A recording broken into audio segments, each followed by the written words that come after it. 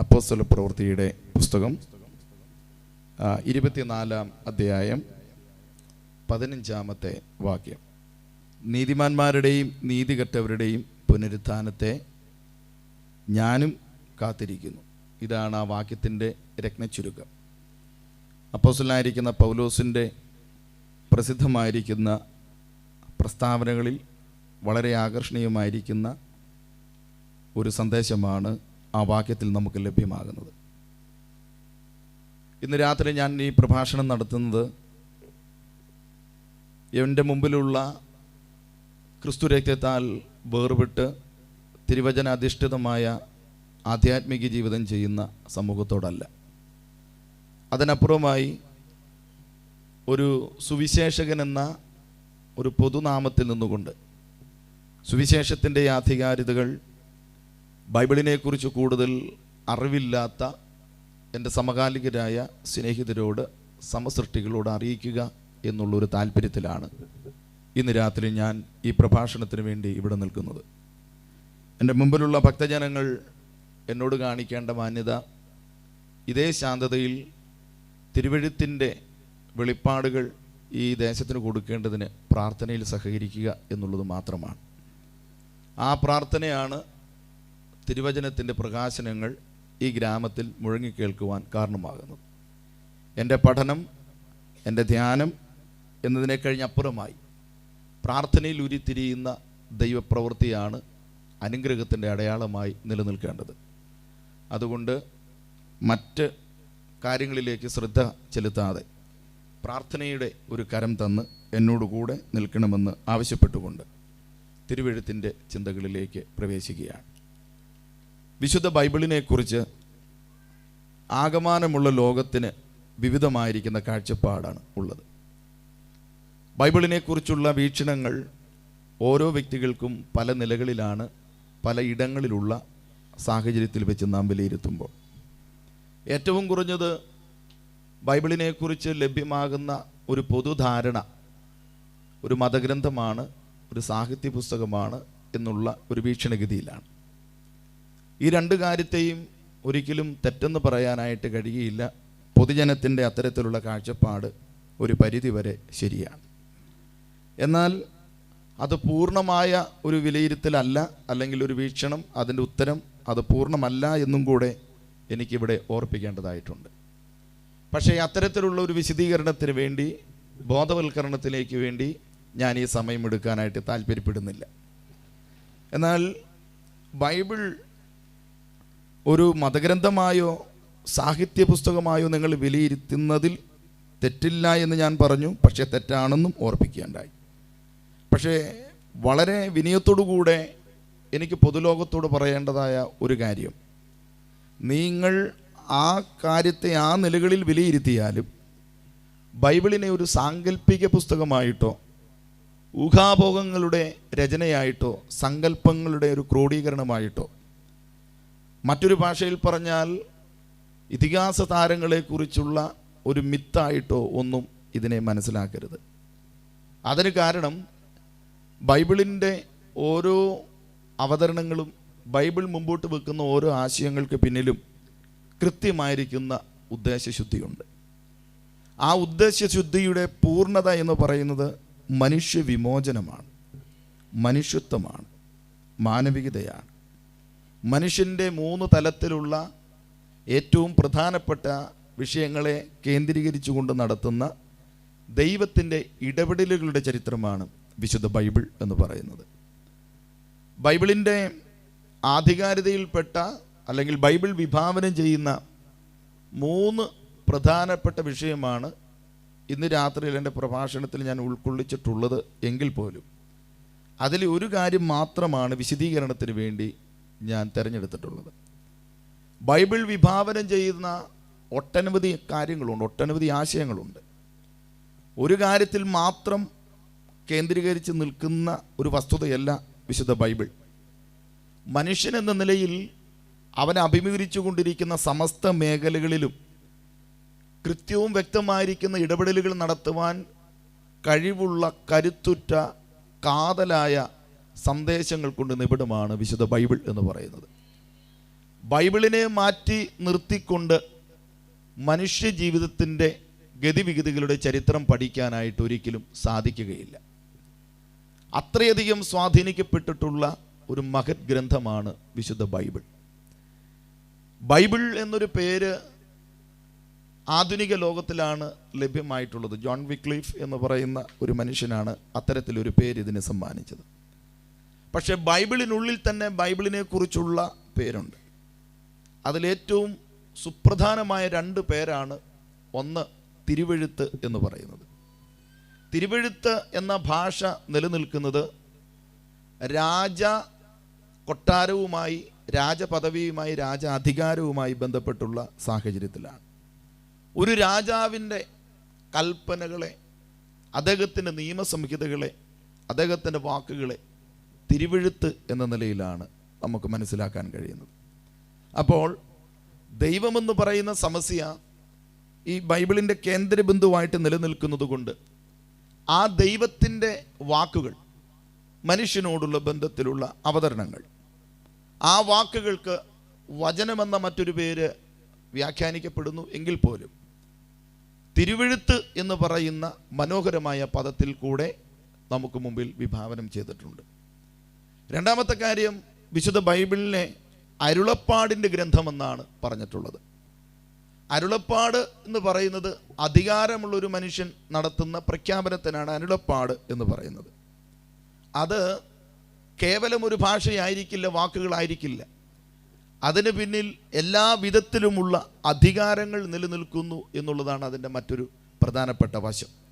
അപ്പോൾ ബൈബിളിനെ കുറിച്ചുള്ള ചിന്തകൾ സമകാലിക ലോകത്തിന്, എന്നെ ശ്രദ്ധിക്കുന്ന ആളുകളിൽ ആർക്കെങ്കിലുമൊക്കെ ഏതെങ്കിലും തരത്തിലൊരു തെറ്റിദ്ധാരണയുണ്ടെങ്കിൽ അതൊന്ന് മാറിക്കിട്ടണമെന്നൊരാഗ്രഹത്തോടു കൂടെയാണ് ഞാൻ ഈ പൊതുസമ്മേളന വേദിയിൽ ബൈബിളിനെ കുറിച്ചുള്ള ഏതാനും ചില വാക്കുകൾ പ്രസ്താവിക്കുകയുണ്ടായത്.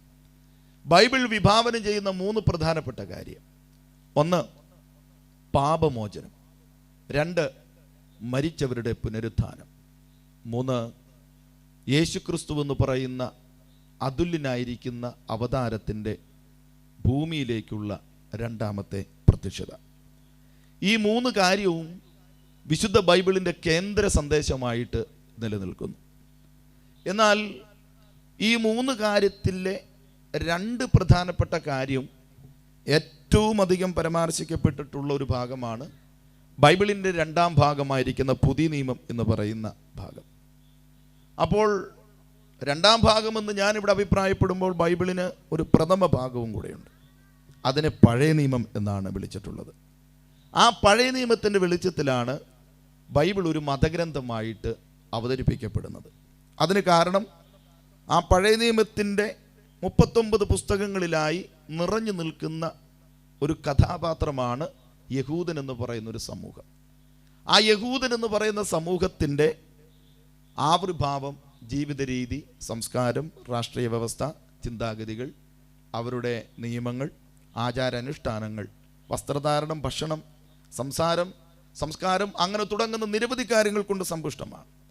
ആ സമൂഹം ഇന്നലകളിലും ഇന്നും നാളെയും ലോകത്തിൻ്റെ ശ്രദ്ധാകേന്ദ്രമായിട്ട് നിലനിൽക്കുന്ന ഒരു രാഷ്ട്രീയ സമൂഹമാണ്. എല്ലാ രാജ്യങ്ങളും ഉറ്റുനോക്കിക്കൊണ്ടിരിക്കുന്ന അത്ഭുതകരമായ ഒരു സമൂഹമാണ് ഇസ്രായേൽ, അല്ലെങ്കിൽ യൂതന്മാർ, എബ്രായർ എന്നൊക്കെ പറയുന്ന ആ സമൂഹം. ആ സമൂഹത്തിൻ്റെ ജീവിതക്രമവുമായി ബന്ധപ്പെട്ട് ബൈബിളിൻ്റെ പ്രഥമ ഭാഗമായ പഴയ നിയമം നിലനിൽക്കുന്നത് കൊണ്ട് ഇതൊരു മതഗ്രന്ഥമാണ്. എന്നാൽ മതഗ്രന്ഥം എന്ന് പറയുന്ന ആ പേരിനെ അട്ടിമറിച്ചുകൊണ്ട് മതമല്ല കാര്യം, മനുഷ്യത്വമാണ് കാര്യമെന്ന് അവതരിപ്പിച്ച് മനുഷ്യൻ്റെ അന്തസ്സിനെയും അവകാശത്തിനെയും കൂടുതൽ പ്രാധാന്യത കൊടുത്ത് മനുഷ്യരക്ഷയ്ക്ക് വേണ്ടി കൂടുതൽ ഊന്നൽ നൽകി ലോകത്തിന് മുമ്പിൽ മനുഷ്യത്വത്തെ അവതരിപ്പിക്കുന്ന യേശുവിൻ്റെ പുണ്യപ്പിറവിയോടുകൂടെ മതഗ്രന്ഥത്തിൻ്റെ വിശദീകരണങ്ങൾ അവിടെ പരിസമാപിക്കുകയാണ്. പിന്നീട് വളരെ ശക്തമായ നിലകളിൽ മനുഷ്യരക്ഷയുടെ വിമോചന വിപ്ലവ കാവ്യങ്ങളാണ് നമുക്ക് വാതോരാതെ പറയാനും വായിക്കാനും മനസ്സിലാക്കാൻ കഴിയുന്നത്. അത് പറഞ്ഞിട്ടുള്ളത് പുതിയ നിയമം എന്ന് പറയുന്ന ബൈബിളിൻ്റെ 2ാം ഭാഗമാണ്. ആ പുതിയ നിയമത്തിൻ്റെ ഓരോ താളുകൾ വിവിധമായിരിക്കുന്ന വിഷയങ്ങളെയാണ് അവതരിപ്പിക്കുന്നത്. പ്രധാന ഭാഗമായ സുവിശേഷങ്ങൾ എന്ന് പറയുന്ന 4 ഗ്രന്ഥം മനുഷ്യവിമോചനത്തിന് വേണ്ടി ഭൂമിയിലേക്ക് അവതരിച്ച ദൈവപുത്രനായിരിക്കുന്ന യേശു ക്രിസ്തുവിൻ്റെ അവതാരത്തെക്കുറിച്ചും അവതാര ലക്ഷ്യത്തെക്കുറിച്ചും അവിടുന്ന് അവതരിപ്പിച്ച വിഭാവനം ചെയ്ത ആശയത്തെക്കുറിച്ചുമുള്ള വിശദീകരണം. 33.5 വയസ്സ് വരെ മാത്രം ഭൂമിയിൽ ജീവിച്ചിരിക്കുന്ന യേശു ക്രിസ്തുവിൻ്റെ ജീവിതക്രമങ്ങൾ അതെല്ലാം സുവിശേഷത്തിൽ നിന്ന് മനസ്സിലാക്കാൻ കഴിയുന്നു. രാജാവായി, ദാസനായി, ദൈവപുത്രനായി, മനുഷ്യപുത്രനൊക്കെയായി അവിടെ യേശുവിനെ അവതരിപ്പിക്കുന്നു. ആ 4 പുസ്തകത്തിന് ശേഷം ബൈബിൾ നമ്മെ കൊണ്ടുപോകുന്നത് ഒരു ചരിത്രത്തിൻ്റെ മനോഹരമായൊരു കൂടാരത്തിലേക്കാണ്. ആ ചരിത്ര ഗ്രന്ഥത്തെ അപ്പോസ്തല പ്രവൃത്തി എന്നാണ് പറയുന്നത്. 28 അധ്യായങ്ങൾ നിലനിൽക്കുന്ന ആ പുസ്തകത്തിൽ യേശുക്രിസ്തുവിൻ്റെ ബലിമരണത്തിൽ കൂടെ ആവിർഭവിക്കപ്പെട്ട യേശുക്രിസ്തുവിൻ്റെ കർമ്മ പദ്ധതിക്ക് ശേഷം താൻ തെരഞ്ഞെടുത്ത സമൂഹത്തെ നീതിയുടെ മാർഗത്തിൽ നയിക്കാൻ വേണ്ടി അയക്കപ്പെട്ട പരിശുദ്ധാത്മാവെന്ന് പറയുന്ന തൃത്വത്തിൽ മൂന്നാമനായിരിക്കുന്ന ദൈവത്തിൻ്റെ ചരിത്രത്തിലെ ഇടപെടലുകളും ആ ദൈവത്തിൻ്റെ സ്വാധീനത്തിൽ നിറയപ്പെട്ട യേശുക്രിസ്തു തിരഞ്ഞെടുത്ത സ്ലീഹന്മാരായിരിക്കുന്ന 12 അപ്പോസ്തലന്മാർ യേശുക്രിസ്തു കൽപ്പിച്ച അന്ത്യകൽപ്പനയുടെ വിപ്ലവകരമായിരിക്കുന്ന വിശദീകരണങ്ങൾ ലോകത്തിനെമ്പാടും അവതരിപ്പിക്കപ്പെട്ടപ്പോൾ അവരവതരിപ്പിച്ച യേശുക്രിസ്തുവിൻ്റെ മൂല്യതയുടെ മാർഗത്തെ പ്രതി മാനവർക്കിടയിൽ ഉണ്ടായ ആകമാന പരിവർത്തനത്തിൻ്റെ ചരിത്രം, ആ പരിവർത്തനത്തെ തുടർന്ന് ഈ യേശു തന്നെ വാഗ്ദത്തം ചെയ്ത ദൈവസഭ എന്ന് പറയുന്ന ഒരു പ്രത്യേക സമൂഹത്തിൻ്റെ ആവിർഭാവം, ആ സമൂഹത്തിന് ഈ ഭൂമിയിൽ നിലനിൽക്കേണ്ടതായ രീതികളിലുള്ള ചില ഉപദേശ സംഹിതകൾ, അതിൻ്റെ വിശദീകരണങ്ങൾ, അതോടൊപ്പം ഇതിൻ്റെ എല്ലാ സ്ഥാപകനായിരിക്കുന്ന യേശു ക്രിസ്തുവിൻ്റെ 2ാമത്തെ വരവിനെ കുറിച്ചുള്ള ചില സൂചനകൾ, ഇതൊക്കെയായിട്ട് ചരിത്ര പുസ്തകം നിലനിൽക്കുന്നു.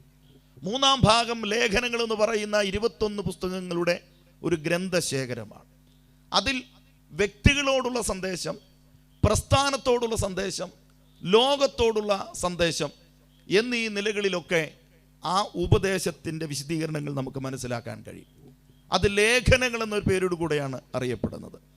അതിൽ കുടുംബജീവിതം എങ്ങനെയായിരിക്കണം, അതിൽ സമൂഹത്തോട് എങ്ങനെയായിരിക്കണം, രാഷ്ട്രീയ പ്രതിബദ്ധത, സാമൂഹിക പ്രതിബദ്ധത, ദാമ്പത്യ ജീവിതത്തിനോടുള്ള പ്രതിബദ്ധത, ദൈവസഭ എന്ന് പറയുന്ന വേറുപെട്ട സമൂഹത്തിനോടുള്ള പ്രതിബദ്ധത, ദൈവത്തോടുള്ള മനുഷ്യൻ്റെ ഇടപെടലുകൾ ഇത്യാദി വിഷയങ്ങളൊക്കെ അതിൽ രേഖപ്പെടുത്തിയിട്ടുണ്ട്. അടുത്ത ഒരു പുസ്തകം എന്ന് പറയുന്ന വെളിപ്പാട് എന്ന് പറയുന്ന മറനീക്കലിൻ്റെ രഹസ്യങ്ങളുടെ അനാവരണത്തെക്കുറിച്ചാണ് ചിത്രീകരിച്ചിട്ടുള്ളത്. ഈ നിലകളിൽ ഇന്ന് നാളെ എന്നുള്ള ത്രിമാന കാലഘട്ടത്തിൻ്റെ ഒരു വിശദീകരണമായി മനോഹരമായ നിലകളിൽ ഈ വെളിപ്പാട് പുസ്തകം നിലനിൽക്കുന്നു. ഇതാണ് ഞങ്ങൾ നെഞ്ചോട് ചേർത്ത് പിടിക്കുന്ന, ഞങ്ങൾ ആരാധിക്കുന്ന യേശു ക്രിസ്തുവിൻ്റെ ആ സന്ദേശങ്ങൾ ആലേഖനം ചെയ്തിട്ടുള്ള വിശുദ്ധ ബൈബിളിൻ്റെ ചെറിയൊരു ചെറിയ വിശദീകരണം എന്ന് പറയുന്നത്. ഇന്ന് രാത്രിയിൽ ഞാൻ നിങ്ങളോട് സംസാരിക്കാൻ വായിച്ചിട്ടുള്ള ഒരു വാക്യം, അത് ബൈബിളിൻ്റെ പുതിയ നിയമത്തിലെ 2ാം ഭാഗമായ ചരിത്ര പുസ്തകത്തിൽ നിന്നുമാണ്. ആ പ്രസ്താവന നടത്തിയിട്ടുള്ളത് അപ്പോസ്തലനായിരിക്കുന്ന പൗലോസ് എന്ന് പറയുന്ന അനുഗ്രഹീതനായ ഒരു വ്യക്തിയാണ്. അദ്ദേഹം ഒരു മതാചാര്യനായിരുന്നു. ആ കാലഘട്ടത്തിൽ മതങ്ങളുടെ മാതാവായി നിലകൊള്ളുന്ന, അന്നെന്നല്ല ഇന്നും മതങ്ങളുടെ മാതാവായി നിലകൊള്ളുന്നത് യഹൂദാ മതമാണ്. ആ യഹൂദാ മതത്തിൻ്റെ ഏറ്റവും ഉയർന്ന തട്ടിൽ ജനിച്ച് ജീവിച്ച, ഏറ്റവും ഉയർന്ന ഒരു കുടുംബ പശ്ചാത്തലത്തിൽ ജനിക്കപ്പെടാൻ ഭാഗ്യമുണ്ടായ, മതാചാര്യ വ്യവസ്ഥകളിൽ അഗ്രഗണ്യനായി നിലനിൽക്കുന്ന പരീശ കൂട്ടത്തിൽ ഒരു പരീശൻ്റെ സന്തതിയായി ജനിക്കപ്പെട്ട, വിദ്യാഭ്യാസ മേഖലയിൽ കിടയറ്റ സ്വാധീനം നേടിയെടുത്തിട്ടുള്ള, മതത്തോടുള്ള ബന്ധത്തിൽ തീവ്രവാദ ബന്ധം എന്ന നിലകളിൽ നമുക്ക് ഭാഷാന്തരം ചെയ്യാൻ കഴിയുന്ന നിലകളിൽ തീവ്രമായ മതഭക്തി നിലനിർത്തുന്ന 30 വയസ്സുള്ള ഒരു ചെറുപ്പക്കാരൻ്റെ കഥ നമുക്ക് ആ പുസ്തകത്തിൻ്റെ പിന്നാമ്പുറങ്ങളിൽ കാണാൻ കഴിയുന്നു. അദ്ദേഹത്തിൻ്റെ മതവികാരത്തിനടിമപ്പെട്ട് മതഭ്രാന്തമൂത്ത് മനുഷ്യത്വത്തിൻ്റെ കണ്ണടഞ്ഞ് അദ്ദേഹത്തിൻ്റെ കൂടെയുള്ള സമകാലികരായ സമപ്രായക്കാരായ ഒരു പറ്റം ചെറുപ്പക്കാരെയും കൂട്ടി മൂർച്ച കൂട്ടി ആയുധങ്ങളുമായി അധികാരികളുടെ കയ്യിൽ നിന്നും അധികാരപത്രം വാങ്ങിക്കൊണ്ട് മതത്തിൻ്റെ ഉപദേശ സംഹിതകളെ കാത്തു സൂക്ഷിക്കേണ്ടതിന് മതം വിഭാവനം ചെയ്ത ദൈവത്തിൻ്റെ ആ സാക്ഷ്യങ്ങൾ നിലനിർത്തേണ്ടതിന് മത ഉപദേശങ്ങളുടെ അടിസ്ഥാനത്തിൽ നിന്നുകൊണ്ട് തന്നെ ഒരു മതതീവ്രവാദിയായി ആ കാലഘട്ടത്തിൽ ഉയർത്തെഴുന്നേറ്റ നസ്രായ മതമെന്ന് പറയുന്ന ക്രിസ്ത്യാനിത്വത്തിൻ്റെ പിള്ളത്തൊട്ടിലായി യെരുശലേമിലെ കൂട്ടത്തെ വേരോടെ പിഴുതെറിയുവാൻ വേണ്ടി നടത്തുന്ന ഒരു യാത്രാമധ്യേ ഒരു കൊടും ചൂടിൽ മധ്യാഹ്ന വെയിലിൽ ആ രാജവീതിയിൽ വെച്ച് യേശുക്രിസ്തുവിൻ്റെ അദൃശ്യ തേജസ്സിനാൽ പിടിക്കപ്പെടുകയും ആ യേശുവിൻ്റെ ഇടപെടലിനോടുകൂടെ അദ്ദേഹത്തിൻ്റെ ജീവിതത്തിൽ ഉണ്ടാകുന്ന മാറ്റത്തെ തുടർന്ന് പിന്നീട് മതഭ്രാന്തനായി കാപാലികത്വത്തിൻ്റെ കാട്ടാളത്വത്തിൻ്റെ അക്രമത്തിൻ്റെ അഴിഞ്ഞാട്ടം നടത്തിയ മനുഷ്യൻ പിന്നീട് പറയുന്നത് എനിക്ക് ജീവിക്കുന്നത് ക്രിസ്തുവും മരിക്കുന്നത് ലാഭവും എന്ന് പറയുന്ന ഒരു വലിയ ജീവിത പരിവർത്തനത്തിലേക്ക് മാറ്റപ്പെടുകയാണ്.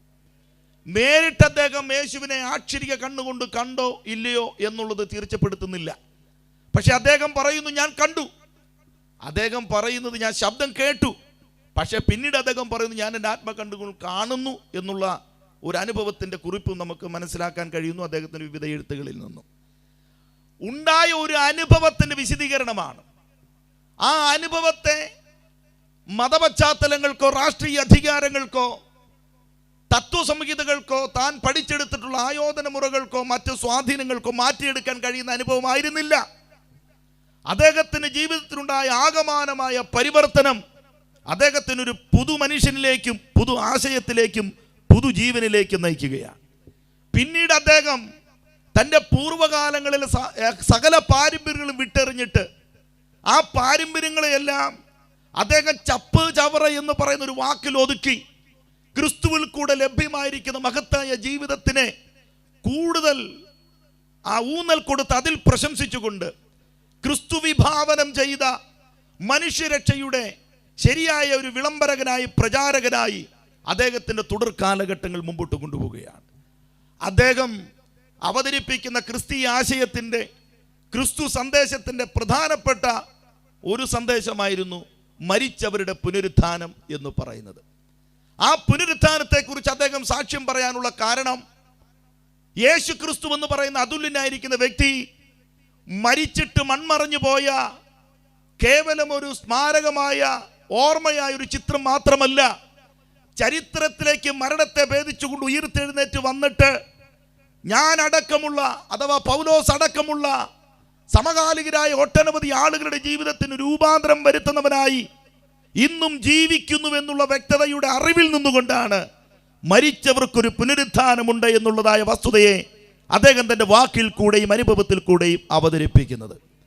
അതൊരു മിത്തല്ല, അതൊരു സാങ്കല്പിക കഥയല്ല, അത് കേവലം ഒരു സങ്കല്പത്തിന് ഊഹാഭോഗങ്ങളിൽ നിന്നുണ്ടായ ഒരു വിശദീകരണമല്ല, മറിച്ച് തൻ്റെ ജീവിതത്തിലുണ്ടായ മാറ്റത്തെ സാക്ഷ്യമാക്കിക്കൊണ്ടാണ് യേശു ക്രിസ്തു ഉയർത്തുവെന്നും യേശു ഉയർത്തുവെങ്കിൽ മനുഷ്യന് മരണത്തിനപ്പുറം മറ്റൊരു ജീവിതമുണ്ട് എന്നും അദ്ദേഹം സ്ഥാപിക്കുന്നത്.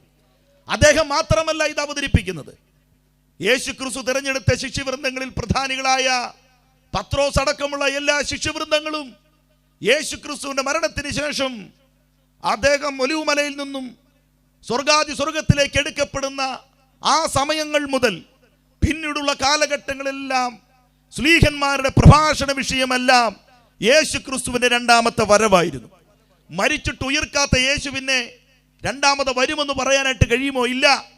മരിച്ചിട്ട് ഉയർത്തത് കൊണ്ട് തന്നെയാണ് യേശു വീണ്ടും തനിക്ക് വേണ്ടി കാത്തു നിൽക്കുന്നവരെ ചേർപ്പാൻ വരുമെന്ന് അവർ പ്രസംഗിച്ചു തുടങ്ങിയത്. ആ പ്രസംഗം തെരുവുകളെ പ്രകമ്പനം കൊള്ളിച്ചു. കൊട്ടാരങ്ങളിലും കുടിലുകളിലും ഉള്ളതായിരിക്കുന്ന ആളുകൾ അവരുടെ നട്ടലിൻ്റെ ഏപ്പളകി, അവരുടെ കരള് കീറി, അവരുടെ ചിന്തകളിൽ വിചാര വിപ്ലവങ്ങൾ ഉണ്ടാക്കി. ഭയത്തിൻ്റെ ആധിക്യത്തിൽ അവർ പിടിക്കപ്പെട്ടു. രാജാക്കന്മാർ പോലും ഈ പ്രഭാഷണം കേട്ടപ്പോൾ പറയുകയാണ്, അല്പം കൊണ്ടാണെങ്കിലും ഞാൻ ക്രിസ്ത്യാനിയാകുവാൻ നീ എന്നെ സമ്മതിപ്പിക്കുന്നു എന്ന് പറയത്തക്ക നിലകളിൽ യേശു ക്രിസ്തുവിൻ്റെ പുനരുത്ഥാനത്തെക്കുറിച്ചുള്ള, ന്യായവിധിയെക്കുറിച്ചുള്ള, മരണാനന്തര ജീവിതത്തെക്കുറിച്ചുള്ള പ്രഖ്യാപനങ്ങൾ അന്നത്തെ സമൂഹത്തിൽ വലിയ സ്വാധീനമുണ്ടാക്കിയെങ്കിൽ അതേ സ്വാധീനം ഈ സമകാലിക സമൂഹത്തിലും ഉണ്ടാക്കുന്നുവെന്ന് പറയുന്നത് കൊണ്ടാണ്, അതിൻ്റെ ചലനങ്ങൾ ഉള്ളത് കൊണ്ടാണ് ഇതുപോലെയുള്ള സുവിശേഷ സമ്മേളനങ്ങൾ മഞ്ഞും വെയിലും മഴയും മറ്റു കാര്യങ്ങളും നോക്കാതെ ഞങ്ങളാലാവുന്നത് പോലെ ക്രമീകരിച്ചുകൊണ്ടിരിക്കുന്നത്.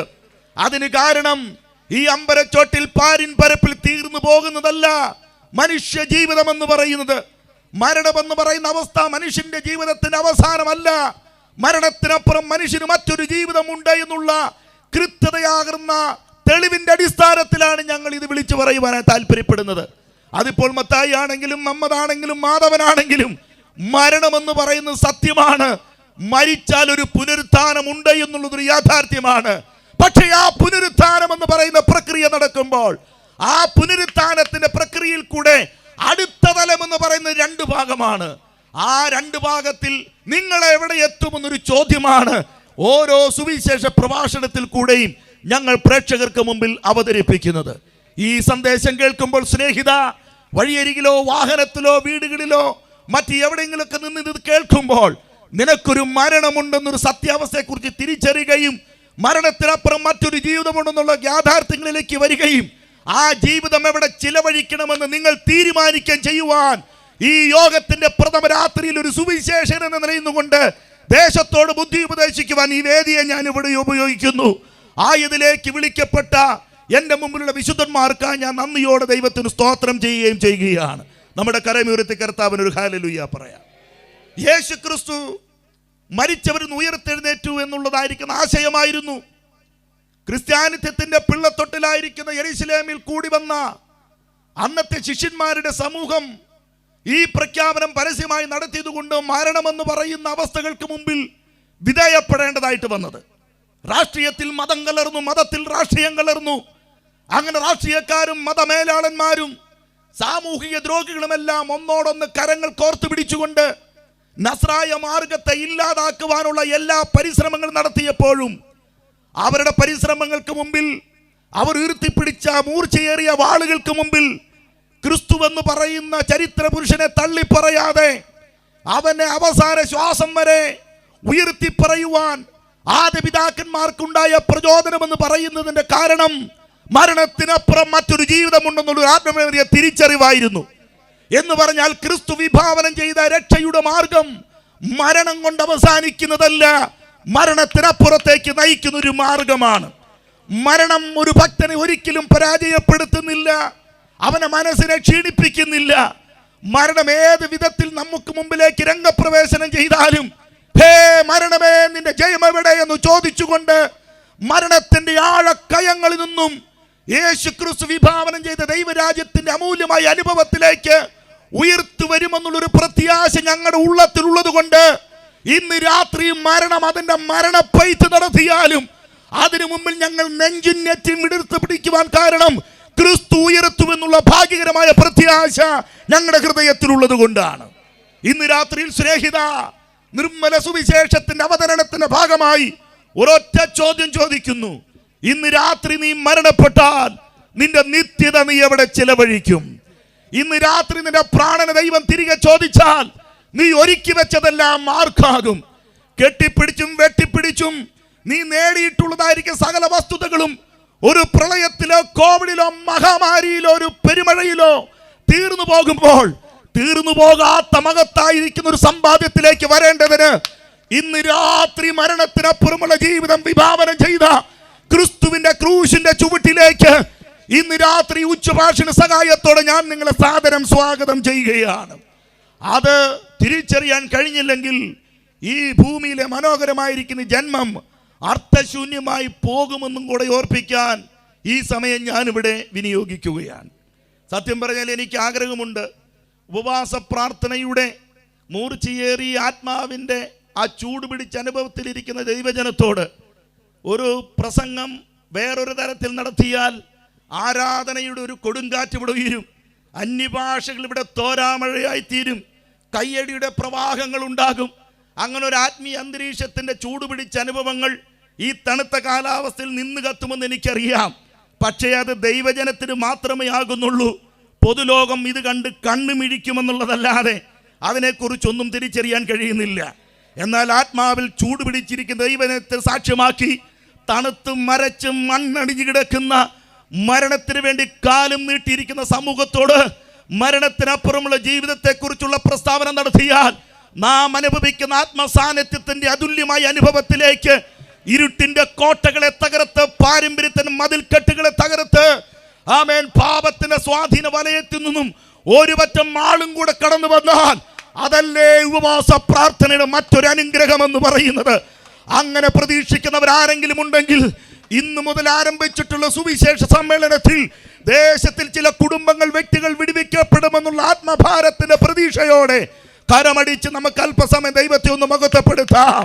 പാപത്തിന്റെ വലിയ സ്വാധീനത്തിൽപ്പെടുത്തി മനുഷ്യരെയും അടിമയാക്കി വെച്ചിരിക്കുന്ന ഇരുട്ടിന്റെ കോട്ടകളുടെ മേൽ ഇന്ന് രാത്രി ദൈവാത്മാവിന്റെ ശക്തമേറിയ പ്രഹരമുണ്ടാകുവാൻ, ദൈവവചനത്തിന്റെ വാളുകൾ അവരുടെ ഹൃദയത്തിനകത്ത് നൽകി തുളച്ചു ചെല്ലാൻ, പിശാചിന്റെ നടപ്പാതകളിൽ നിന്ന് മനുഷ്യൻ വഴിപിരിഞ്ഞു വന്ന് ക്രിസ്തു രാജ്യത്തിന്റെ കിടാവിളക്കുകളായ തീരത്തക്ക നിലകളിൽ ദൈവാത്മാവ് ദേശത്ത് പ്രവർത്തിക്കേണ്ടതിനായി നമുക്ക് ഒരുമിച്ച് പ്രത്യാശയുടെ ആത്മനിർവിൽ ദൈവത്തെ ഒന്ന് മഹത്വപ്പെടുത്തിക്കൊണ്ടിരിക്കാം. ഇന്ന് രാത്രി ദേശത്തെ അടക്കി വാഴുന്ന പിശാചിന്റെ കോട്ടക്കൊത്തിൽ ഇടിഞ്ഞു വീഴുമെന്ന് വിശ്വസിക്കുന്നവർക്കാണ് ഞാൻ ദൈവത്തിന് സ്തോത്രം ചെയ്യുന്നു. 2024 വിട പറയും മുമ്പ് ഈഴക്കോണം ദൈവസഭയ്ക്കുള്ളിൽ സ്നാനത്തിന്റെ കൂട്ടങ്ങൾ നടക്കുമെന്ന് വിശ്വസിക്കുന്നവർ എത്ര പേരുണ്ട്? ഇതുവരെ വന്നതായ പാപമംഗലമായ ജീവിത വ്യവസ്ഥകളിൽ നിന്നും വഴിവിരിഞ്ഞ് ക്രിസ്തുവിന്റെ ജീവ വെളിച്ചത്തിലേക്ക് ഒരു കൂട്ടം ആളുകളെ ദൈവം എഴുന്നേൽപ്പിക്കുന്ന ഉണർവിന്റെ നാളുകളാണ് വരാൻ പോകുന്ന പ്രതീക്ഷിക്കുന്ന എത്ര പേരുണ്ട്? അടങ്ങിയിരിക്കണ്ട. ഇന്ന് രാത്രി ഈ വാഗ്ദത്തങ്ങളെ ആമേൻ പറഞ്ഞ് സ്വീകരിച്ച് ദൈവത്തെ ഒന്ന് മഹത്വപ്പെടുത്ത്. ദൈവദാസന്മാരെ, നിങ്ങളുടെ പ്രാർത്ഥനയും ചിലവും ആമേൻ നിങ്ങൾ ചെയ്യുന്ന അധ്വാനങ്ങളും വൃഥാവാകാതെ ഇന്ന് രാത്രിയിൽ പുനരുത്ഥാനത്തിന്റെ പരിവർത്തന ശക്തി ഈ ദേശത്ത്, ഈ ഗ്രാമത്തിൽ വ്യാപരിച്ചു കൊണ്ടിരിക്കുകയാണ്. അത് വിശ്വസിക്കുന്നവർക്കാണ് ഞാൻ ദൈവത്തിന് സ്തോത്രം ചെയ്യുന്നു. പൗലോസ് ഈ ആശയത്തെ അവതരിപ്പിക്കുമ്പോൾ ഞാൻ യേശുക്രിസ്തുവിന്റെ പുനരുത്ഥാനത്തിനായി കാത്തിരിക്കുന്നു എന്നാണ് പറയുന്നത്. പക്ഷേ പുനരുത്ഥാനം കഴിഞ്ഞുപോയി എന്ന് പറയുന്ന ആളുകളും അന്നുണ്ടായിരുന്നു. പുനരുത്ഥാനമില്ല എന്ന് പറയുന്ന ആളുകളും അന്നുണ്ടായിരുന്നു. പുനരുത്ഥാനമില്ല എന്ന് പറഞ്ഞിരുന്നത് സാധൂക്യരെന്ന് പറയുന്ന മതത്തിൻ്റെ മറ്റ് ചില വക്താക്കളാണ്. അവർ മനുഷ്യൻ്റെ മരണാനന്തര ജീവിതത്തിൽ വിശ്വസിക്കാത്ത ആളുകളാണ്. എന്നാൽ ഒരു കാലഘട്ടത്തിൽ ദൈവകൃപയെ അനുഭവിച്ചിട്ട് ദൈവകൃപയുടെ സദ്വചന ഉപദേശ സംഹിതകളിൽ നിലനിന്നിട്ട് പിന്മാറിപ്പോയി ക്രൂശിൻ്റെ ശത്രുക്കളായി ക്രൂശിലേക്ക് അണിനിരക്കുന്നതായ ആളുകളെ വഴിതിരിച്ചു വിടുന്ന ദുരുപദേശ സംഘടനയുടെ വക്താക്കളായ ചില ആളുകൾ മരണത്തിനപ്പുറമുള്ള ജീവിതത്തെക്കുറിച്ച് പ്രത്യാശപൂർവം കാത്തിരുന്ന ആ സാഹചര്യത്തിൽ ഉള്ള ആളുകളെ പുനരുത്ഥാനം കഴിഞ്ഞു എന്ന് പറയുന്ന ജ്ഞാനവാദത്തിൻ്റെ ആശയങ്ങൾ അവതരിപ്പിച്ചുകൊണ്ട് അവരുടെ പ്രത്യാശ തല്ലിക്കെടുത്തുന്ന ഭാഗവും ഈ ബൈബിൾ ചരിത്രത്തിൽ നമുക്ക് മനസ്സിലാക്കാനായിട്ട് കഴിയുന്നുണ്ട്. ആ രണ്ട് ഭാഗത്തിലേക്ക് ഞാൻ വരുന്നില്ല. പക്ഷെ ഒരു സൂചന ഞാൻ തരാം. പുനരുത്ഥാനം കഴിഞ്ഞിട്ടുമില്ല, പുനരുത്ഥാനമില്ല എന്ന് നിങ്ങൾ കരുതുകയും വേണ്ട. മരിച്ചവർക്ക് പുനരുത്ഥാനമുണ്ട്. അത് കഴിഞ്ഞിട്ടില്ല, അത് വരാൻ പോകുകയാണ്. അത് എന്നാണെന്ന് ചോദിച്ചാൽ യേശു ക്രിസ്തുവിൻ്റെ വരവിങ്കൽ കാഹളം മുഴങ്ങുന്ന സമയത്ത് അവൻ്റെ ആ ശബ്ദം കേൾക്കുന്നവർ ചിലർ ജീവനായും ചിലർ ന്യായവിധിക്കായിട്ടും എഴുന്നേൽക്കപ്പെടുമെന്ന് വിശുദ്ധ ബൈബിൾ കൃത്യമായി പറയുന്നു. ഭൂമി പ്രസവിക്കുന്ന ഒരു നാൾ വരാൻ പോകുകയാണ്. മണ്ണിനടിയിൽ അട്ടുകിടക്കുന്നതായ മനുഷ്യാത്മാക്കൾ പുനർജന്മമല്ല പ്രാപിക്കുന്നത്, പുനരുത്ഥാനം പ്രാപിക്കുമെന്ന് വിശുദ്ധ ബൈബിൾ പറയുന്നു. ബൈബിൾ അവതരിപ്പിക്കുന്ന പുനരുത്ഥാനം എന്ന് പറയുന്ന ആശയം പുനർജന്മവുമായിട്ട് യാതൊരു ബന്ധവുമില്ല. പുനർജന്മം വേറെ, പുനരുത്ഥാനം വേറെ. പുനരുത്ഥാനം എന്ന് പറയുന്നത് ഞാൻ മരിച്ചു, എൻ്റെ ശരീരം ഈ മണ്ണിലടക്കി കാഹളം ധ്വനിക്കുമ്പോൾ ഞാൻ അതുപോലെ തന്നെ ഉയർത്തെഴുന്നേക്കുന്ന അനുഭവത്തിനാണ് പുനരുത്ഥാനം എന്ന് പറയുന്നത്. പുനർജന്മം എന്ന് പറയുന്നത് ഞാൻ മറ്റൊരു ദേഹത്തിലേക്ക് പ്രവേശിക്കുന്ന ആശയത്തിനാണ് പുനർജന്മം എന്ന് പറയുന്നത്. അങ്ങനെ പഠിപ്പിക്കുന്ന ആശയങ്ങൾ നമ്മുടെ നാട്ടിലുണ്ട്. മരണശേഷം മനുഷ്യൻ എലിയും പുലിയും പുൽച്ചാടിയും പൂച്ചയും ഒക്കെയായി ജനിക്കപ്പെടുമെന്ന് പറയുന്ന ആശയമാണ് പുനർജന്മ ആശയമെന്ന് പറയുന്നത്. പക്ഷെ ബൈബിൾ പറയുന്നു പുനർജന്മമല്ല, പുനരുത്ഥാനം. അവനവൻ ശരീരത്തിലിരുന്നപ്പോൾ ചെയ്തത് നല്ലതാകിലും തീയതാകിലും അതിനനുസരിച്ച് പ്രാപിക്കത്തക്കവണ്ണം ദൈവത്തിൻ്റെ കോടതിക്ക് മുമ്പിൽ നിൽക്കേണ്ടതിന് ഞാനായിട്ട് തന്നെ ഉയർത്തെഴുന്നേറ്റ് വരുന്ന ഒരു ദിവസം ഇന്ന് രാത്രി ദേശത്തോട് ഞാൻ ഒരു സന്ദേശം പറയാം.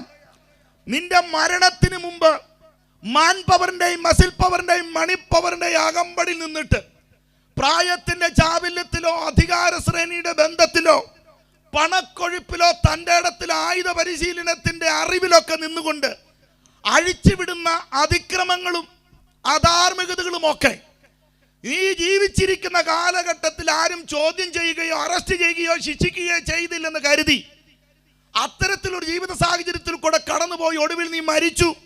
ഈ ലോകം നിനക്കൊരു പക്ഷെ മാന്യമായിരിക്കുന്ന ഒരു സംസ്കാര ശുശ്രൂഷയും തന്നെന്ന് വെച്ചോ. പക്ഷേ അതുകൊണ്ട് തീരുന്നില്ല. ചെയ്തു കൂട്ടിയത് എന്തൊക്കെയാണോ അതിനെല്ലാം കൃത്യമായ വിശദീകരണം കൊടുക്കേണ്ടത് ഉയർത്തെഴുന്നേക്കുന്ന ഒരു ദിവസം വരാൻ പോകുകയാണ്.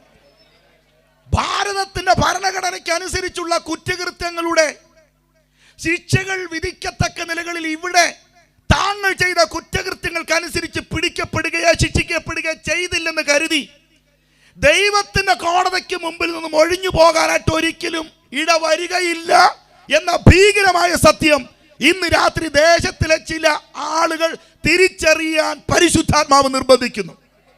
താങ്കൾക്ക് കഴിവുണ്ടെന്ന് പറയുന്ന കാര്യം ശരിയാണ്.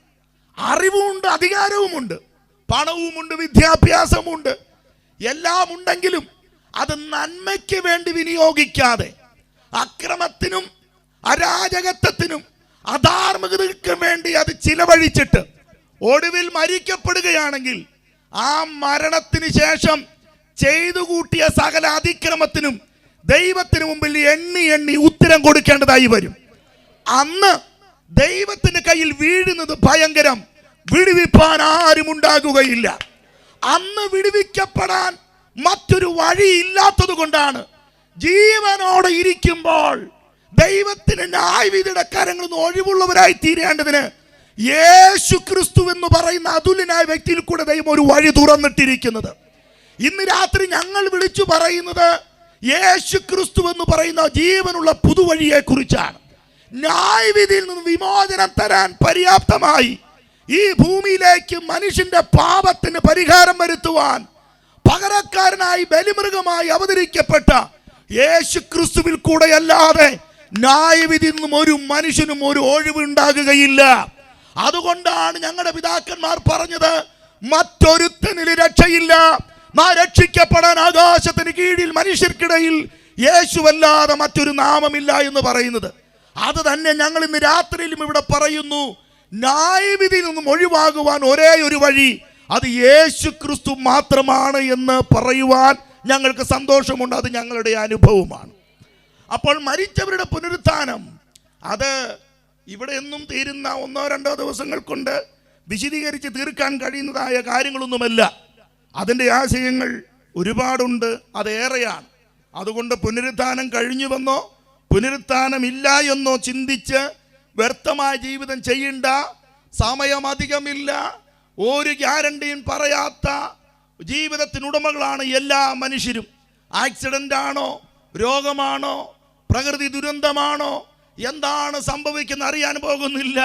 മരണമെന്ന് പറയുന്ന കറുത്ത വേട്ടനായ ഇന്നല്ലെങ്കിൽ നാളെ നമ്മുടെ വീട്ടിലേക്ക് ഓടിയെത്തും.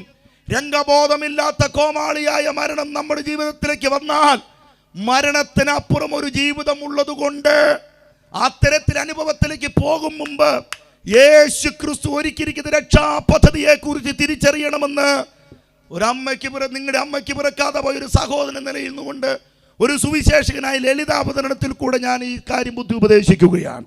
മനസ്സിലാകുന്നവർക്കായി ഞാൻ ദൈവത്തിന് സ്തോത്രം ചെയ്യുന്നു. മൂന്ന്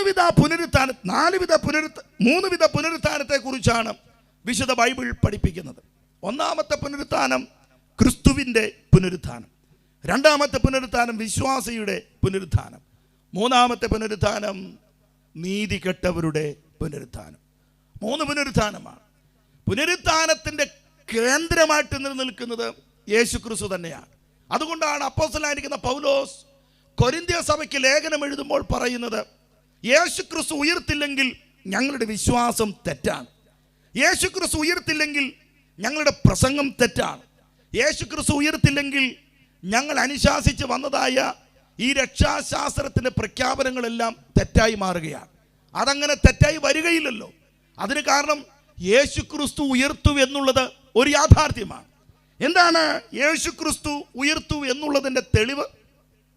യേശുക്രിസ്തു ഉയർത്തുവെങ്കിൽ മനുഷ്യൻ ഉയർപ്പുണ്ട് എന്നുള്ള ആ കാര്യം സ്ഥാപിക്കുവാനായിട്ട് ഞാൻ അവതരിപ്പിക്കുന്ന ആശയത്തിൽ ഒന്നാമത്തെ ഭാഗമാണ് യേശുക്രിസ്തു ഉയർത്തു എന്നുള്ളത്. യേശുക്രിസ്തു ഉയർത്തു എന്നുള്ളതിൻ്റെ തെളിവെന്താണ്? ഭൂമിശാസ്ത്രപരമായിട്ട് മാത്രം ഒന്ന് വിലയിരുത്തിയാൽ, ഈ വേദഭാഗത്തെ പഠനത്തിന് വേണ്ടി വിധേയപ്പെടുത്തിയാൽ, ഈ വിഷയത്തെക്കുറിച്ചൊരു വിശകലനം ചെയ്താൽ ഭൂമിശാസ്ത്രപരമായി ലഭിക്കപ്പെടുന്ന ഒരു വലിയ തെളിവുണ്ട്. അത് പാലസ്തീനിലെ കല്ലറയാണ്. പാലസ്തീനിലെ കല്ലറ നമുക്ക് ചൂണ്ടിക്കാണിക്കുന്ന സന്ദേശം എന്താണ്? അവൻ മരിച്ചവരുടെ ഇടയിൽ നിന്നും ഉയർത്തെഴുന്നേറ്റു എന്നൊരു സന്ദേശമാണ്. ലോകത്തിൽ ഒരുപാട് കല്ലറയുള്ളതിനെ കുറിച്ചൊക്കെ നമുക്കറിയാം. ഒരുപാട് സ്ഥലങ്ങളിൽ പ്രസിദ്ധരായ പ്രഗത്ഭരായ ഇതിഹാസ താരങ്ങളുടെ, ചരിത്ര പുരുഷന്മാരുടെ, യുഗപ്രഭാവന്മാരുടെ കല്ലറകളൊക്കെ ഇന്നും അടഞ്ഞു കിടക്കുകയാണ്. പക്ഷെ ലോകത്തിന് മുമ്പിൽ തുറക്കപ്പെട്ട് കിടക്കുന്ന ഒരു കല്ലറയുണ്ടെങ്കിൽ അത് യേശുക്രിസ്തുവിന്റെ കല്ലറ മാത്രം. അവിടെ കൃത്യമായി എഴുതി വെച്ചിട്ടുണ്ട്, അവൻ ഇവിടെയില്ല, അവൻ ഉയർത്തെഴുന്നേറ്റിരിക്കുന്നു. ആ ഭൂമിശാസ്ത്രപരമായ തെളിവിന്റെ അടിസ്ഥാനത്തിൽ ഞങ്ങൾ അടിവരയിട്ട് പറയുകയാണ്, യേശുക്രിസ്തു മരിച്ചവരുടെ ഇടയിൽ നിന്നും ഉയർത്തെഴുന്നേറ്റു. ഇനി യേശുക്രിസ്തു ഉയർത്തെഴുന്നേറ്റു എന്നുള്ളതിൻ്റെ മറ്റൊരു തെളിവെന്താണ്? ഒരുപാട് തെളിവുകളിലേക്ക് പോകാൻ ഞങ്ങളുടെ പക്കൽ തെളിവുകളുണ്ട്. പക്ഷെ ഒരു തെളിവ് ഞാൻ നിങ്ങൾക്ക് മുമ്പിൽ അവതരിപ്പിക്കുകയാണ്. എന്നെ ഞാനാക്കി തീർത്തത് ഞാൻ ജനിച്ചു വീണതായിരിക്കുന്ന മതപശ്ചാത്തലങ്ങളോ മറ്റ് സാഹചര്യങ്ങളോ ഒന്നും ആയിരുന്നില്ല. യേശുക്രിസ്തുവിൻ്റെ ഉയർപ്പ് സംഭവിച്ചതുകൊണ്ടാണ് ഞാനൊരു പുതുമനുഷ്യനായി തീർന്നത്. എൻ്റെ ജീവിതത്തിൻ്റെ പിന്നാമ്പുറങ്ങൾ അത് കൃത്യമായി അറിയണമെന്നുണ്ടെങ്കിൽ എൻ്റെ അമ്മയോട് ചോദിക്കണം. എൻ്റെ അമ്മ എന്നെ മുഖത്ത് നോക്കി പറഞ്ഞ ഒരു ദിവസമുണ്ട്, നീ എൻ്റെ വയറ്റിൽ പിറക്കാൻ പാടില്ലായിരുന്നു എന്ന്. എന്താണ് അങ്ങനെ പറയാൻ കാരണം? അത്രയ്ക്കും വേദനകൾ സമ്മാനിച്ച, അമ്മയുടെ ഹൃദയത്തെ കുത്തിനോവിച്ച ഒരു ജന്മമായിരുന്നു ഞാൻ. സ്വഭാവ രീതികൾ കൊണ്ട് ഈ ഭൂമിയിൽ ഒരു വ്യക്തി ഏറ്റവും അധികം വേദനിക്കപ്പെടുന്ന സാഹചര്യം, വേദനകൾ എല്ലാവർക്കും ഒരുപോലെയാണ്.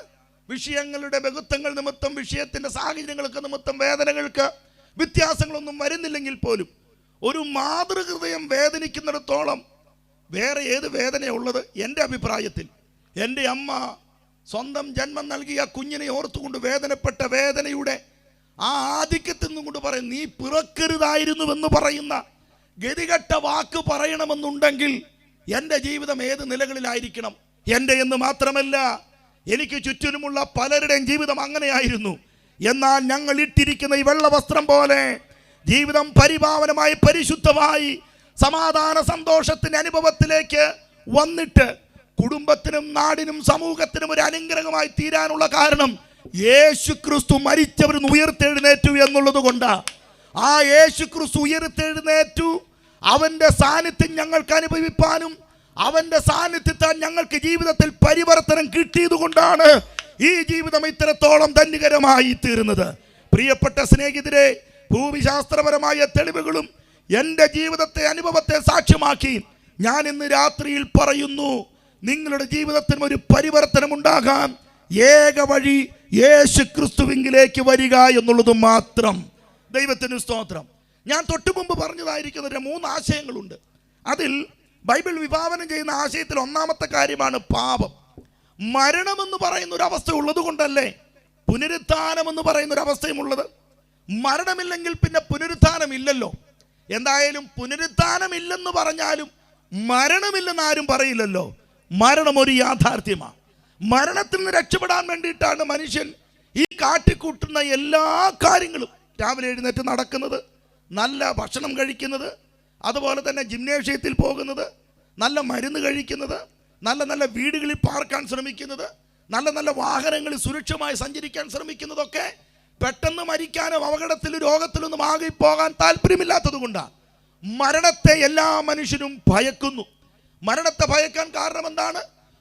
മരണം അത്രത്തോളം ഭീകരമായതുകൊണ്ടാണ്. മരണം മനുഷ്യന്റെ മനസ്സിനെ വല്ലാതെ കുത്തിനോവിക്കുന്നു. ബൈബിൾ മരണത്തെക്കുറിച്ച് പഠിപ്പിക്കുന്നത് മനുഷ്യന്റെ അവസാനത്തെ ശത്രുവാണ് മരണം എന്നാണ്. എന്നാൽ ബൈബിൾ പിന്നീട് പറയുന്നു, അവസാന ശത്രുവായിരിക്കുന്ന മരണത്തെ പോലും ഭയക്കാത്തവരാണ് ക്രിസ്തീയ പ്രത്യാശയുള്ള ദൈവമക്കൾ എന്ന് പറയുന്നത്. കാരണം അവർ കണ്ടുപിടിച്ചിട്ടുണ്ട്, ക്രിസ്തു പുനരുത്ഥാനം ചെയ്തുകൊണ്ട് ഞങ്ങളും പുനരുത്ഥാനം ചെയ്യും എന്നുള്ളതായിരിക്കുന്ന ഉറപ്പ്.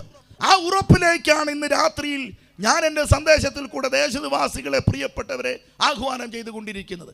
അപ്പോൾ മരണം എന്നുള്ളത് ഒരു യാഥാർത്ഥ്യമാണ്. മരണം എങ്ങനെയാണ് വന്നത്? മരണത്തിൻ്റെ ആവിർഭാവം ഏത് നിമിത്തമാണ്? അതിനെക്കുറിച്ച് കൃത്യമായി അവതരിപ്പിക്കുന്ന പുസ്തകമാണ് വിശുദ്ധ ബൈബിൾ. ബൈബിൾ അവതരിപ്പിക്കുന്ന 3 ആശയം: 1 പാപത്തിൻ്റെ വിമോചനം, 2 മരണത്തിൽ നിന്നുള്ളതായ പുനരുത്ഥാനം, 3 യേശു ക്രിസ്തു ഈ ഭൂമിയിലേക്ക് വരുന്ന രണ്ടാമത്തെ പ്രത്യക്ഷത. ഏറ്റവും പ്രധാനപ്പെട്ട സന്ദേശം അതിൽ പാപമെന്ന് പറയുന്ന സമസ്യ മനുഷ്യ ജീവിതത്തിൽ വന്നതോടുകൂടെ പാപം വിഭാവനം ചെയ്ത ആശയമാണ് മരണം എന്ന് പറയുന്നത്. മരണം പാപത്തിൻ്റെ സംഭാവനയാണ്, പാപത്തിൻ്റെ ശമ്പളമാണ്. സ്നേഹിത, ഇന്ന് രാത്രിയിൽ ഞാൻ നിങ്ങളോടൊരു ചോദ്യം ചോദിക്കുന്നു. നിങ്ങളുടെ അറിവുകൾ കൊണ്ടും കൈക്കരുത്തുകൾ കൊണ്ടും ഒരുപാട് പ്രശ്നങ്ങൾ നിങ്ങൾ പരിഹരിച്ചിട്ടുണ്ടാകാം. പക്ഷെ നിങ്ങൾക്ക് മരണത്തെ പരിഹരിക്കാനുള്ള ഒരു മരുന്ന് നിങ്ങൾ ഇതുവരെയും കണ്ടുപിടിച്ചിട്ടുണ്ടോ? മരണത്തിനപ്പുറമുള്ള ഒരു ജീവിതത്തിലേക്ക് പ്രവേശിക്കുവാനുള്ള ഒരു ഉറപ്പ് നിങ്ങൾ ഇന്ന് രാത്രിയിൽ പ്രാപിച്ചെടുത്തിട്ടുണ്ടോ? നിങ്ങൾ ക്രിസ്തു ഒഴികെ കണ്ടെത്തുന്ന എല്ലാ മാർഗങ്ങളും നിങ്ങൾക്ക് മുമ്പിൽ പരാജയമായിട്ട് നിലനിൽക്കുമ്പോൾ അടിവരയിട്ടുകൊണ്ട് ഞാൻ ഉറപ്പ് തരുന്നു, ക്രിസ്തുവിലുള്ള ജീവിതം മരണത്തിനപ്പുറമുള്ള ജീവിതത്തിലേക്ക് നിങ്ങൾ നയിക്കുകയാണ്. വിശുദ്ധ ബൈബിൾ അതിനെക്കുറിച്ച് പഠിപ്പിക്കുന്ന ആശയം ഇതാണ്: ക്രിസ്തുവേശുവിലുള്ളവർക്ക് യാതൊരു ശിക്ഷാവിധിയുമില്ല. പാപത്തിന് ഒരു ശിക്ഷയുണ്ട്, തെറ്റിനൊരു ശിക്ഷയുണ്ട്. ഈ രാജ്യത്തിനൊരു ഭരണഘടനയുണ്ട്. ആ ഭരണഘടനയ്ക്ക് വിരുദ്ധമായി പ്രവർത്തിക്കുന്ന ഏതൊരു വ്യക്തിക്കും, അതിപ്പോൾ നമ്മുടെ രാഷ്ട്രപതി മുതൽ നമ്മുടെ നാട്ടിലെ ഒരു കുടിലുമില്ലാത്ത പൊടിയിൽ കിടക്കുന്ന ദരിദ്രനായ ഒരു യാചകനായിരിക്കുന്ന മനുഷ്യനടക്കം വരെയുള്ള ആളുകൾ ഈ രാജ്യത്തിൻ്റെ ഭരണഘടനയ്ക്കെതിരെ പ്രവർത്തിച്ചാൽ, അതിന് വിരുദ്ധമായിട്ട് ജീവിച്ചാൽ അയാൾ കുറ്റവാളി എന്ന് പറയുന്ന മറ്റൊരു തലത്തിലേക്ക് മാറ്റപ്പെടുകയാണ്. അയാൾ കുറ്റവാളിയാണ് എന്ന് നിയമത്തിന് മുമ്പിൽ തെളിഞ്ഞാൽ നിയമം തന്നെ വിഭാവനം ചെയ്യുന്ന ആ കുറ്റകൃത്യത്തിൻ്റെ ശിക്ഷാവിധിയിലേക്ക് മാറ്റപ്പെടണം എന്നുള്ളതും ഒരു യാഥാർത്ഥ്യമാണ്. അങ്ങനെയെങ്കിൽ ഒരു കാര്യം ഓർക്കുക, ഒരു കുറ്റത്തിനൊരു ശിക്ഷ ഒരു രാജ്യം നമുക്ക് മുമ്പിൽ വിഭാവനം ചെയ്തിട്ടുണ്ടെങ്കിൽ മാനവജാതിയോടുള്ള ബന്ധത്തിൽ ദൈവം മനുഷ്യൻ്റെ തെറ്റിന് കൊടുത്തിട്ടുള്ള ശിക്ഷയാണ് മരണമെന്ന് പറയുന്നത്. പക്ഷേ ആ മരണം കൊണ്ട് ആ കുറ്റവാളി ഇല്ലാതാകുകയല്ല. അതാണ് അതിൽ ഏറ്റവും ഭയാനകരമായിരിക്കുന്ന ഒരു അനുഭവം എന്ന് പറയുന്നത്. ആ ശിക്ഷാവിധികൾ കൊണ്ട് അയാളുടെ കുറ്റകൃത്യമില്ലാതാകുകയോ അയാൾ ഇല്ലാതാകുകയോ ചെയ്യുകയില്ല. ബൈബിൾ അവതരിപ്പിക്കുന്ന ശിക്ഷാവിധി എന്ന് പറയുന്നത് അനന്തകോടി വർഷങ്ങൾ നിലനിൽക്കുന്ന നരക തുല്യമായിരിക്കുന്ന ജീവിതത്തെക്കുറിച്ചാണ്. അതിനെക്കുറിച്ച് ബൈബിൾ അവതരിപ്പിക്കുന്ന ഒരു ഒറ്റ വാക്കുണ്ട്: ഇറ്റേണിറ്റി, അല്ലെങ്കിൽ നിത്യത. അത് സ്വർഗത്തെക്കുറിച്ച് മാത്രം കാണിക്കുന്ന ഒരു വസ്തുതയല്ല. നിത്യനാശമായിരിക്കുന്ന നരക ജീവിതത്തെയും നിത്യത എന്ന് തന്നെയാണ് ബൈബിൾ വിളിക്കുന്നത്. ഇന്ന് രാത്രിയിൽ നിത്യത എന്ന് പറയുന്ന മഹത്തായിരിക്കുന്ന കാര്യങ്ങൾ നിങ്ങൾക്ക് മുമ്പിൽ ബൈബിളിൽ കൂടെ ഞങ്ങൾ ചൂണ്ടിക്കാണിക്കുമ്പോൾ, നിത്യത എന്ന് പറയുന്ന വസ്തുതയെ തിരഞ്ഞെടുക്കുമ്പോൾ നിങ്ങൾ ഏത് നിത്യത തിരഞ്ഞെടുക്കുമെന്നുള്ളതാണ് ഏറ്റവും പ്രധാനപ്പെട്ടതായിരിക്കുന്ന ചിന്ത. ഞങ്ങൾ തിരഞ്ഞെടുത്തിട്ടുള്ള നിത്യത എന്ന് പറയുന്നത് ജീവൻ തന്നിട്ടുള്ള, മരണത്തിൽ ഞങ്ങൾ ഉയർപ്പിച്ചിട്ടുള്ള, മരണത്തിന് കാരണമായ പാപത്തിൻ്റെ ആ വലിയ തടങ്ങൾ കോട്ട ഞങ്ങളെ രക്ഷിച്ചിട്ടുള്ള ക്രിസ്തുവിനോട് കൂടെയുള്ള വാസമാണ്. അത് അനന്തകോടി വർഷങ്ങൾ നിലനിൽക്കുന്നു. സമാധാനവും സന്തോഷവും നിറഞ്ഞു നിൽക്കുന്ന, കഷ്ടതയും കണ്ണുനീരുമില്ലാത്ത, വിശപ്പും ദാഹങ്ങളുമില്ലാത്ത, യാതൊരു വിധമായ ബാധ്യതകളൊന്നുമില്ലാത്ത, സന്തോഷത്തിൻ്റെ പരിപൂർണതയുടെ അതുല്യമായിരിക്കുന്ന ആനന്ദത്തിൻ്റെ അനുഭവങ്ങൾ നിറഞ്ഞു നിൽക്കുന്ന ഭാഗ്യകരമായിരിക്കുന്ന ഒരു ജീവിത വ്യവസ്ഥ. അതാണ് മരണത്തിനപ്പുറമുള്ള ഭക്തന്റെ ജീവിതത്തിന്റെ ക്രമമെന്ന് പറയുന്നത്. ക്രിസ്തുവിൽ ഇല്ലാത്തവർക്കോ, ക്രിസ്തുവിൽ ജനിക്കാതെ, ക്രിസ്തുവിൽ മരിക്കാതെ, ക്രിസ്തുവിൽ ജീവിക്കാതെ ജീവിതം കൈവിട്ടു പോയിരിക്കുന്ന ആളുകളുടെ അവസ്ഥ എന്താണ്? അതാണ് ഏറ്റവും ഭീകരമായിരിക്കുന്ന അവസ്ഥ എന്ന് പറയുന്നത്. സ്നേഹിതരെ, സമകാലിക രാഷ്ട്രീയ സമൂഹത്തിൽ വളരെ സ്വാധീനമുണ്ടാക്കിയിട്ടുള്ള ഒരു അനുഗ്രഹീതനായ മനുഷ്യനാണ് ജസ്റ്റിസ് VR കൃഷ്ണയ്യർ എന്ന് പറയുന്ന അനുഗ്രഹീതനായിരിക്കുന്ന അദ്ദേഹം നമ്മുടെ രാജ്യത്തിലെ സുപ്രധാനമായ നിയമസംഹിതയുടെ നിയമപാലകനായ ജഡ്ജി എന്ന നിലയിൽ നിന്നുകൊണ്ട് സേവനം അനുഷ്ഠിക്കുകയും വർഗരഹിത സമൂഹത്തിൻ്റെ ഒരു നല്ല നേതാവായി പ്രവർത്തിക്കുക ചെയ്തൊരു മനുഷ്യനാണ്. അദ്ദേഹത്തിൻ്റെ സഹധർമ്മിണി മരിച്ചു കഴിഞ്ഞപ്പോൾ തൻ്റെ ജീവിതത്തിൽ ഏകാന്തത തന്നെ വല്ലാതെ വേട്ടയാടി. ആ ഏകാന്തതയെ അതിജീവിക്കുവാൻ അദ്ദേഹം വിവിധ മാർഗങ്ങൾ അവലംബിച്ചുവെങ്കിലും ഒരു രാത്രിയിൽ തൻ്റെ പ്രിയ ഭാജനത്തെക്കുറിച്ച്, തൻ്റെ പ്രിയതമയെക്കുറിച്ചുള്ള ഓർമ്മകൾ തന്നെ വല്ലാതെ കുത്തി നോവിച്ചു. അപ്പോൾ അദ്ദേഹത്തിൻ്റെ ഹൃദയത്തിലേക്ക് ഒരു ആശയം, അന്ന് വരെ ഉണ്ടാകാത്ത ആ ആശയം അദ്ദേഹത്തിൻ്റെ ഹൃദയത്തിലേക്ക് ഓടിയെത്തി. മനുഷ്യന് മരണത്തിനപ്പുറം ഒരു ജീവിതമുണ്ടോ? അദ്ദേഹം അന്ന് രാത്രിയിൽ ഉറങ്ങിയില്ല. ആ പുസ്തകം എൻ്റെ കയ്യിലുണ്ട്, മരണത്തിനപ്പുറം എന്ന് പറയുന്ന ജസ്റ്റിസ് VR കൃഷ്ണയ്യർ എഴുതിയ പുസ്തകം. അദ്ദേഹം അന്ന് രാത്രിയിൽ ഉറങ്ങിയില്ല. അദ്ദേഹത്തിൻ്റെ ചിന്തകൾ മുഴുവൻ മരണത്തിനപ്പുറം മനുഷ്യന് ജീവിതമുണ്ടോ, ഉണ്ടെങ്കിൽ എനിക്ക് എൻ്റെ പ്രിയപ്പെട്ടവളെ ഒന്നുകൂടെ കാണാനായിട്ട് കഴിയുമോ? അദ്ദേഹം തൻ്റെ പ്രിയപ്പെട്ടവളുടെ സ്നേഹത്തെ പ്രതി മരണാനന്തര ജീവിതത്തെക്കുറിച്ചുള്ള ചിന്തകളിൽ നിറയപ്പെടുകയും തുടരൊരു അന്വേഷണത്തിനായിട്ട് അദ്ദേഹം നിരവധി പുസ്തകങ്ങൾ വായിക്കുകയും ചെയ്തു. ഏറിയ പുസ്തകങ്ങൾ അദ്ദേഹം വാങ്ങിക്കൂട്ടി വായിച്ചു. പക്ഷെ ഒന്നിലും അദ്ദേഹത്തിന് സംതൃപ്തി കണ്ടെത്താൻ കഴിഞ്ഞിട്ടില്ല എന്ന് ആ പുസ്തകത്തിൽ കൃത്യമായി രേഖപ്പെടുത്തിയിരിക്കുന്നു. ഒടുവിൽ അദ്ദേഹം ബൈബിളിനെ സമീപിക്കുകയാണ്. ബൈബിൾ വായന അദ്ദേഹത്തിൻ്റെ ജീവിതത്തിന് ആകമാനം ഒരു വ്യത്യാസം വരുത്തി. ബൈബിൾ ചൂണ്ടിക്കാണിക്കുന്ന മരണത്തിനപ്പുറമുള്ള ജീവിതത്തിനെ കുറിച്ചുള്ള സന്ദേശം അദ്ദേഹത്തിൻ്റെ അകക്കണ്ണുകളെ തുറക്കുകയും ഉള്ളിലൊരു ആശ്വാസം തരികയും ചെയ്തുവെന്ന് മരണാനന്തര ജീവിതം എന്ന് പറയുന്ന അദ്ദേഹത്തിൻ്റെ പുസ്തകത്തിൽ രേഖപ്പെടുത്തി വെച്ചിരിക്കുകയാണ്.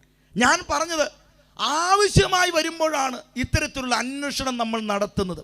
ഇന്ന് രാത്രിയിൽ മാറാരോഗത്തിൽ പിടിക്കപ്പെട്ടിട്ട് വൈദ്യശാസ്ത്രമെല്ലാം കൈയൊഴിയപ്പെട്ട ചില ആളുകളും, അതോടൊപ്പം തന്നെ ജീവിതത്തിൻ്റെ ചില പ്രതിസന്ധികൾക്ക് മുമ്പിൽ ഇനി മരണമല്ലാതെ മറ്റൊരു മാർഗമില്ലെന്ന് ചിന്തിക്കുന്ന ചില ആളുകളും, അതുമാത്രമല്ല എല്ലാം ഉണ്ടായിട്ട് ഉറങ്ങാൻ കഴിയാതെ മരണത്തെക്കുറിച്ചുള്ള ചിന്തകൾ മനസ്സിന് വല്ലാതെ വേട്ടയാടിയിട്ട് ഭയചകിതമായിരിക്കുന്ന അനുഭവത്തിൽ ഉറങ്ങാൻ പോലും കഴിയാതെ, ഭക്ഷണം പോലും കഴിക്കാൻ കഴിയാതെ, ചെയ്യുവാനുള്ളതായിരിക്കുന്ന തൊഴിലുകൾ ശ്രദ്ധ കേന്ദ്രീകരിച്ചുകൊണ്ട് ചെയ്യാൻ കഴിയാതെ മരണഭീതിയിലായിരിക്കുന്ന ചില ആളുകൾ ഈ ദേശത്തിൽ എന്നെ ശ്രദ്ധിക്കുന്നുവെന്ന് പരിശുദ്ധാത്മാവ് എന്നോട് പറയുമ്പോൾ, അവരോട് ഞാൻ ഇന്ന് രാത്രിയിൽ അതേ പരിശുദ്ധാത്മാവിനാൽ പറയുന്നു, താങ്കളുടെ ഉള്ളിൽ കൂടുകൂട്ടിയിരിക്കുന്ന മരണഭയത്തെ ഇല്ലാതാക്കാൻ ഒരേ ഒരു വഴി യേശു ക്രിസ്തുവിനെ അടുത്തറിയുക എന്നുള്ളതാണ്. മാറാരോഗത്തിന്റെ കരിപുരണ്ട അവസ്ഥകളിൽ പിടിക്കപ്പെട്ടിട്ട് അടുത്ത നിമിഷം മരിക്കുമെന്നുള്ളതായിരിക്കുന്ന ചിന്തകളിൽ ജീവിതത്തിന്റെ എല്ലാ പ്രതീക്ഷകളും നഷ്ടപ്പെട്ടു പോയിട്ടുണ്ടെങ്കിലും അവരും ചെവി തുറന്നു കേട്ടോ, നിന്നെ മരണത്തിലേക്ക് തള്ളിവിടാൻ ദൈവം ആഗ്രഹിക്കുന്നില്ല. നീ ഇനിയും ജീവിച്ചിരിക്കാൻ ദൈവം തന്റെ പദ്ധതി തയ്യാറാക്കിയിട്ടുണ്ട്. നിനക്കൊരു സോഴ്സ് കർത്താവ് ഇന്ന് രാത്രി തുറന്നു തരുന്നു. യേശുവിനെ അറിയുവാൻ ഇന്ന് രാത്രി നിന്റെ മനസ്സിനെ ചായ്ക്കാൻ കഴിഞ്ഞാൽ മരണം പിടിമുറുക്കിയിരിക്കുന്ന കരാളഹസ്തത്തിൽ നിന്നും ഇന്ന് രാത്രി സ്വാതന്ത്ര്യം പ്രാപിച്ചിട്ട് നിന്നെ ജീർണിച്ച ശാരീരിക അവസ്ഥകളിലേക്ക് മരണത്തിന് വേരോട്ടങ്ങളെ ഇല്ലാതാക്കി ജീർണിച്ചിരിക്കുന്ന നാടിഞരമ്പുകൾ അസ്ഥിപഞ്ജരങ്ങളിൽ ദൈവത്തിന്റെ ജീവന്റെ നീർച്ചാലുകളെ തുറന്നു വിട്ടിട്ട് ഇനി മാരകത്തോടെ ഇരിക്കത്തക്ക നിലകളിൽ യെഹിസ്കിയാവിന്റെ ജീവിതത്തിന്റെ ആയുസ്സിനെ നീട്ടിക്കൊടുത്ത ദൈവം ഇന്ന് രാത്രി താങ്കൾക്ക് മുമ്പിൽ വന്ന് ആഹ്വാനം ചെയ്യുന്നു, അവനെ കൈക്കൊണ്ട് അവന്റെ നാമത്തിൽ വിശ്വസിക്കുക എന്ന്. ജീവിതത്തിന് താളപ്പിഴകൾക്ക് മുമ്പിൽ, കുടുംബ ജീവിതത്തിന് മുമ്പിൽ, മക്കളോടുള്ള ബന്ധത്തിൽ, സാമ്പത്തിക പ്രതിസന്ധിയിൽ, പ്രേമ നൈരാശ്യത്തിൽ, ജോലിയില്ലായ്മയിൽ, മക്കളുണ്ടാകാത്തതിൽ, കൂട്ടുകാർ ചതിച്ച ചതിയുടെ അകത്തളങ്ങളിൽ പൊക്കപ്പെട്ടുപോയി മരണമാണ് ഇനി മാർഗമെന്ന് പറഞ്ഞുകൊണ്ട് കഴുത്തിൽ കയറിടാനായിട്ട് കാത്തിരിക്കുന്നവരും, കയ്യിൽ വിഷക്കുപ്പിയുമേന്തി കയ്യിൽ കടാരയും പിടിച്ച് വീട്ടിലുള്ളവരെ പെട്രോൾ ഒഴിച്ച് കത്തിച്ചിട്ട് കിണറ്റിൽ ചാടി ചാകാനിരിക്കുന്നവരാരെങ്കിലും ഉണ്ടെങ്കിൽ ഇന്ന് രാത്രി പറയുന്നു, മരണത്തിന്റെ പാശങ്ങളെ അഴിച്ചു കഴിഞ്ഞിട്ട് നിന്റെ ജീവിത ദുഃഖങ്ങളെ ഇല്ലാതാക്കി ജീവിതത്തിൽ ഒരു പുതിയ പരവതാനി, സുഗന്ധപൂരിതമായിരിക്കുന്ന ഒരു പൂങ്കാവനം ഒരുക്കി നീ ജീവിച്ചിരുന്ന് ക്രിസ്തു ദൈവമാണെന്ന് വെളിപ്പെടുത്തത്തക്ക നിലകളിൽ നിന്റെ ജീവിതത്തെ മേൽ പരിവർത്തിക്കാൻ ഇന്ന് രാത്രി ഞങ്ങൾ പ്രസംഗിക്കുന്ന യേശുവിന്റെ ഇടപെടലുകൾ കർത്താവ് നിനക്ക് വേണ്ടി അയക്കുന്നു. വിശ്വസിക്കുന്നവർക്ക് ഞാൻ ദൈവത്തിന് സ്തോത്രം ചെയ്യുകയാണ്. എന്നോട് സമയം പറഞ്ഞിട്ടില്ല, പക്ഷേ ഞാൻ ഏതാനും മിനിറ്റുകൾക്കുള്ളിൽ എൻ്റെ വാക്ക് ഞാൻ ഇവിടെ നിർത്തുകയാണ്. മരിച്ചവരുടെ പുനരുത്ഥാനം ഒരു സത്യാവസ്ഥയാണ്. പുനരുത്ഥാനമുണ്ടെങ്കിൽ അതിനർത്ഥം മരണമുണ്ട് എന്നുള്ളതാണ്. മരണത്തിന് കാരണം എന്താണെന്ന് ബൈബിൾ പഠിപ്പിക്കുന്നു. അത് മനുഷ്യനിൽ വസിക്കുന്ന പാപമാണ്. ആ പാപത്തെ ഇല്ലാതാക്കാൻ മനുഷ്യൻ കണ്ടുപിടിച്ച മതമാർഗങ്ങൾ അടക്കമുള്ള എല്ലാ കാര്യങ്ങളും പരാജയപ്പെട്ടു നിന്നപ്പോഴാണ് ചരിത്രത്തിന് നടുമുറ്റത്തേക്ക് യേശു ക്രിസ്തുവിനെ പിതാവായ ദൈവം അയക്കുന്നത്. ആ യേശു ക്രിസ്തുവിനെ ചൂണ്ടിക്കാണിച്ചുകൊണ്ട് തൻ്റെ രക്ഷാ പദ്ധതിയുടെ ആ പൂർത്തീകരണത്തിലേക്ക് ഇറങ്ങുന്നതിന് തൊട്ടു മുമ്പ് തന്നെക്കുറിച്ച് ലോകത്തിന് മുമ്പിൽ പരിചയപ്പെടുത്താൻ ദൈവത്താൽ അയക്കപ്പെട്ട യോഹന്നാൻ സ്നാപകൻ പറയുന്നു, ഇതാ ലോകത്തിൻ്റെ പാപത്തെ ചുമക്കുന്ന ദൈവത്തിൻ്റെ കുഞ്ഞാട്. ആ കുഞ്ഞാടെന്ന് പറയുന്ന യേശു ക്രിസ്തു എന്ന് പറയുന്ന അതുല്യനായ മനുഷ്യൻ തൻ്റെ 33.5 വയസ്സിൽ മനുഷ്യന് സമസ്ത ഭാഗങ്ങളും തൻ്റെ സ്വന്തം ശിരസിലേറ്റുകൊണ്ട് കാൽവറിയിൽ മരിച്ചതായ മരണമാണ് ഈ ക്രൈസ്തവ ചരിത്രത്തിൻ്റെ വഴിത്തിരിവിന് കാരണമായത്. ക്രൈസ്തവതയുടെ ഏറ്റവും പ്രധാനപ്പെട്ട അടിസ്ഥാനമെന്ന് പറയുന്നത് ക്രിസ്തു ജനനമല്ല, ക്രിസ്തുവിൻ്റെ മരണമായിരുന്നു. യേശു ക്രിസ്തുവിൻ്റെ മരണമാണ് മാനവ സമൂഹത്തിൻ്റെ വഴിത്തിരിവിന് കാരണമായി തീർന്നത്. യേശു ജനിച്ചത് ഒരു ചരിത്രമാണ്, അത് സത്യം തന്നെ. രാഷ്ട്രീയ സാമൂഹിക മതവ്യവസ്ഥകളിൽ സകല ജനത്തിനുമുണ്ടാകാനുള്ള ഒരു മഹാസന്തോഷമാണ് ക്രിസ്തുവിൻ്റെ ജനനമെങ്കിൽ സകല ജനത്തിനുമുണ്ടാകാനുള്ള വിമോചന സന്ദേശമായിരുന്നു യേശു ക്രിസ്തുവിൻ്റെ മരണം എന്ന് പറയുന്നത്. അതുകൊണ്ട് അന്നത്തെ അപ്പോസ്തലന്മാരും ഇന്ന് ഞങ്ങളും അതുകൊണ്ട് തന്നെയാണ് ക്രൂശിക്കപ്പെട്ട ക്രിസ്തുവിനെ, മരിച്ചുയർത്തെഴുന്നേറ്റ ക്രിസ്തുവിനെ പ്രസംഗിക്കുന്നത്. അതിനു കാരണം മരണത്തെ പരാജയപ്പെടുത്തിയത് യേശു ക്രിസ്തുവിൻ്റെ ബലിമരണത്തിൽ കൂടെയും അവൻ്റെ ഉയിർപ്പിൽ കൂടെയാണ്. അപ്പോൾ ഓർക്കൂ, പുനരുത്ഥാനമുണ്ടെങ്കിൽ മരണമുണ്ട്. മരണത്തിന് കാരണം മനുഷ്യൽ വസിക്കുന്ന പാപം. ആ പാപമാണ് മനുഷ്യൻ്റെ ജീവിതത്തെ ആകമാനം തകർത്ത് കളഞ്ഞത്. ആ പാപം മനുഷ്യനെ രോഗിയാക്കി, ശാപഗ്രസ്തനാക്കി, മരണത്തിലേക്ക് തള്ളിവിട്ടു, അവനെ പ്രാകൃതനാക്കി. ഇവിടെ ആരും മദ്യപാനികളാകണമെന്ന് ആഗ്രഹിക്കുന്നില്ല, ചൂതാട്ടക്കാരനാകണമെന്ന് ആഗ്രഹിക്കുന്നില്ല, അവിഹിത ബന്ധം പുലർത്തണമെന്ന് ആഗ്രഹിക്കുന്നില്ല, കൊട്ടേഷൻ പ്രവർത്തനം നടത്തണമെന്നും ദുർമന്ത്രവാദം ചെയ്യണമെന്നും അതിര് മാന്തണമെന്നും ഒന്നും ആഗ്രഹിക്കുന്നില്ല. അനുദിന വാർത്തകൾ നമുക്ക് ലഭിക്കപ്പെടുന്നത് കുറ്റകൃത്യങ്ങൾ പെരുകിക്കൊണ്ടിരിക്കുന്നു. ഇന്ന് രാവിലെ മനോരമ ഓൺലൈൻ വഴിയായി പുറത്തുവിട്ട ഒരു വാർത്തയിൽ പ്രഖ്യാപിച്ചിരിക്കുന്നൊരു കാര്യം, 400-ലധികം കൊലപാതകമാണ് ഒരു വർഷത്തിനുള്ളിൽ കേരളത്തിൽ നടന്നത്. കുറ്റകൃത്യങ്ങൾ അനുദിനവും വർദ്ധിക്കുന്നു. കുറ്റകൃത്യങ്ങളുടെ പട്ടികയിൽ നിലനിൽക്കുന്നവരാരാണ്? 10 വയസ്സ് മുതൽ 30 വയസ്സ് വരെ ഇടയിലുള്ള പ്രായത്തിലുള്ള ചെറുപ്പക്കാരാണ് കുറ്റകൃത്യങ്ങളിൽ ഏറ്റവും അധികം അകപ്പെടുന്നത്. രാസലഹരിയായിരിക്കുന്ന MDMA അടക്കമുള്ള ലഹരിയുടെ മായിക വലയത്തിൽ പിടിക്കപ്പെട്ടിട്ട് മനസ്സും മനസാക്ഷിയും തകർന്നവരായി, മൃഗതുല്യരായി, മരണത്തിൻ്റെ ദൂതന്മാരായി അഴിഞ്ഞാട്ടം നടത്തുന്ന വാർത്തകൾ ഈ അടുത്ത ദിവസവും തിരുവനന്തപുരം പട്ടണത്തിൽ നിന്ന് നമുക്ക് ലഭിക്കപ്പെട്ടു. വീട്ടിൽ ഉറങ്ങിക്കിടന്ന ഒരു ചെറുപ്പക്കാരൻ, ഒരു പറ്റം ചെറുപ്പക്കാർ വിളിച്ചിറക്കി കത്തികൊണ്ട് കുത്തിയും കല്ലുകൊണ്ട് ഇടിച്ചും അവനെ കാലാവധിക്ക് അയച്ചതായിരിക്കുന്ന വാർത്ത ദുഃഖത്തോടു കൂടിയാണ് നമ്മൾ കേട്ടത്. കുറച്ച് നാൾ മുമ്പ് അതേ പ്രതികൾ മറ്റൊരു യുവാവിനെ ഇത്തരത്തിൽ കൊന്നതിൻ്റെ വീഡിയോ ദൃശ്യങ്ങൾ നമ്മൾ TV-യിൽ കൂടെ കണ്ടതാണ്. ഈ അടുത്ത് പോയ ദിവസം ഒരു ചാനലിൽ ഗുണ്ടാ നേതാവിരുന്ന് സമൂഹത്തോട് സംസാരിക്കുന്ന ഒരു കാര്യവും നമ്മൾ അതിവേദനയോടും വളരെ ഭയത്തോടും കൂടിയാണ് കണ്ടത്. കുറ്റകൃത്യങ്ങൾക്ക് നീണാൽ വാഴുവാനുള്ള സാഹചര്യമായി ഇന്നത്തെ സമൂഹം തീർന്നിരിക്കുന്നു. എന്താണ് കുറ്റകൃത്യങ്ങൾ ഇങ്ങനെ വർദ്ധിക്കുന്നതിന് പിന്നിലെ കാരണം? ദൈവത്തെക്കുറിച്ചുള്ള അവബോധമില്ല, മരണത്തിനപ്പുറം ജീവിതത്തിനെക്കുറിച്ചുള്ള ചിന്തയില്ല. മനുഷ്യൻ്റെ ജീവിതത്തിൻ്റെ ക്രമങ്ങൾ മുഴുവൻ തകർന്നടിയുന്നു, കുടുംബജീവിതങ്ങൾ തകരുന്നു.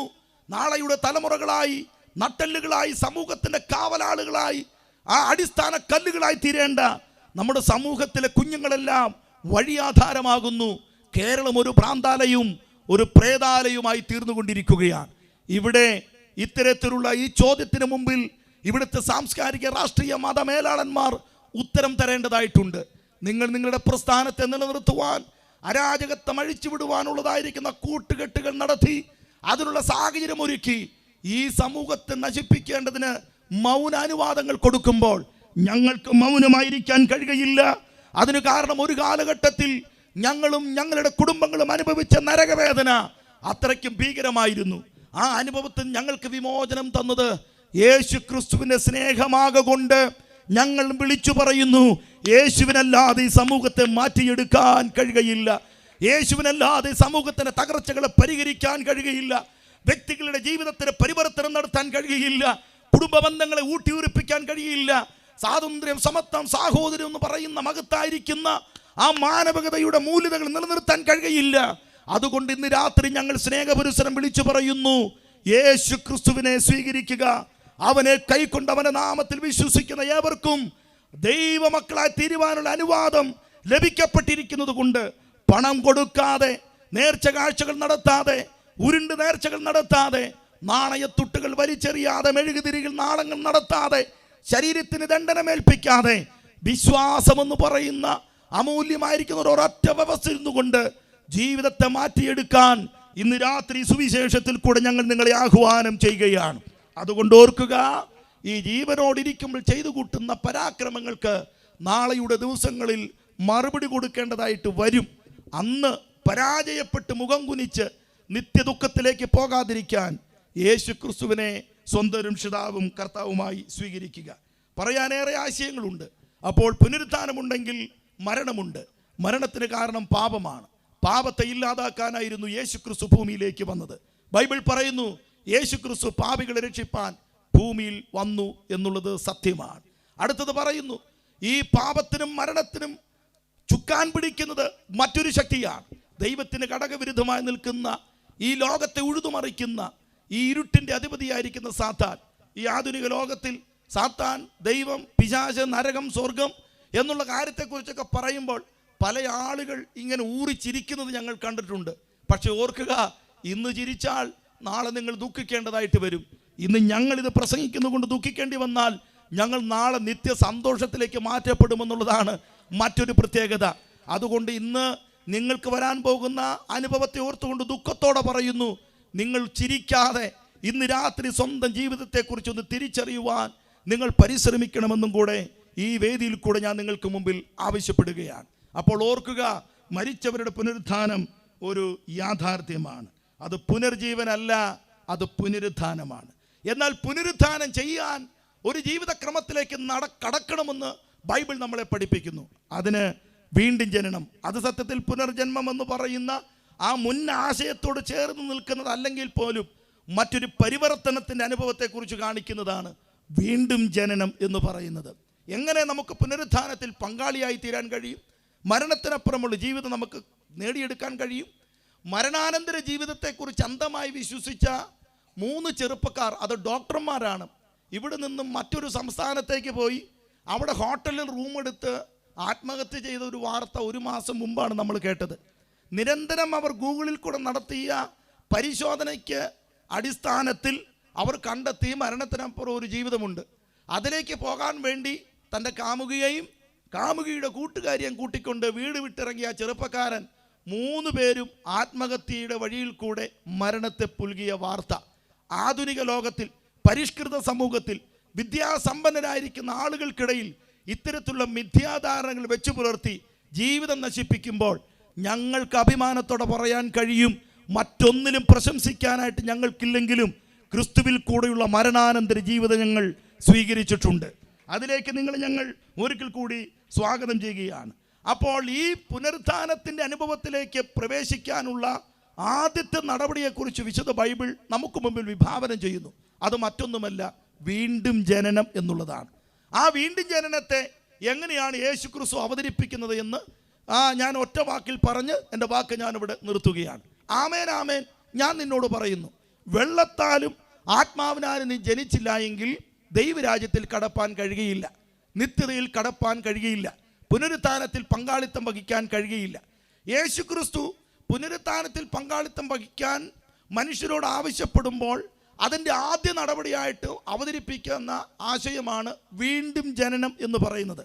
പാപത്തെക്കുറിച്ചുള്ള ബോധവും പാപത്തിൽ നിന്നുണ്ടായിരിക്കുന്ന വിമോചനവുമാണ് അതേപ്രതി നമുക്ക് മനസ്സിലാക്കാൻ കഴിയുന്നത്. ഇപ്പോഴുള്ള ജീവിത വ്യവസ്ഥകളിൽ നിന്നുകൊണ്ട് ഒരിക്കലും ഈ ക്രിസ്തു വിഭാവനം ചെയ്തിട്ടുള്ള പുനരുത്ഥാന പ്രക്രിയയിൽ മനുഷ്യന് പങ്കാളിത്തം വഹിക്കാൻ കഴിയില്ല. പുനരുത്ഥാന പ്രക്രിയയിൽ പങ്കാളിത്തം വഹിക്കാൻ യേശു ക്രിസ്തുവിനെ ഹൃദയത്തിൽ സ്വീകരിക്കണം. പക്ഷേ എല്ലാ ദൈവങ്ങളെയും കുടിയിരുത്തിയിരിക്കുന്നത് പോലെ കൂട്ടത്തിൽ കുടിയിരുത്തുക എന്നുള്ളൊരു ആശയത്തിലല്ല യേശു ഇത് അവതരിപ്പിക്കുന്നത്.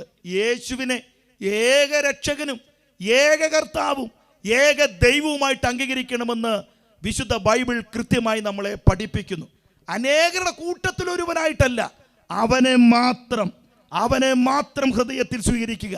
പക്ഷേ യേശു പെട്ടെന്ന് ആരുടെ ഹൃദയത്തിലേക്ക് കടക്കുന്നില്ല, ആരുടെ ജീവിതത്തിലേക്ക് വരുന്നില്ല എന്നുള്ളതാണ് മറ്റൊരു ദുഃഖകരമായ സാഹചര്യം. എന്താണ് അതിന് കാരണം?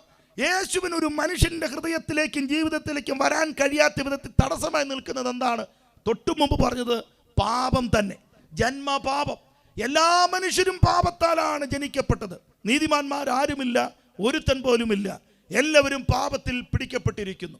എല്ലാ മനുഷ്യൻ്റെയും പാപത്തിന് പരിഹാരം വരുത്തുവാൻ വേണ്ടിയിട്ടാണ് എല്ലാവർക്കും വേണ്ടി യേശു പരിഹാരകനായി ലോകത്തിൽ അവതരിച്ചതെന്ന് വിശുദ്ധ ബൈബിൾ പറയുന്നു.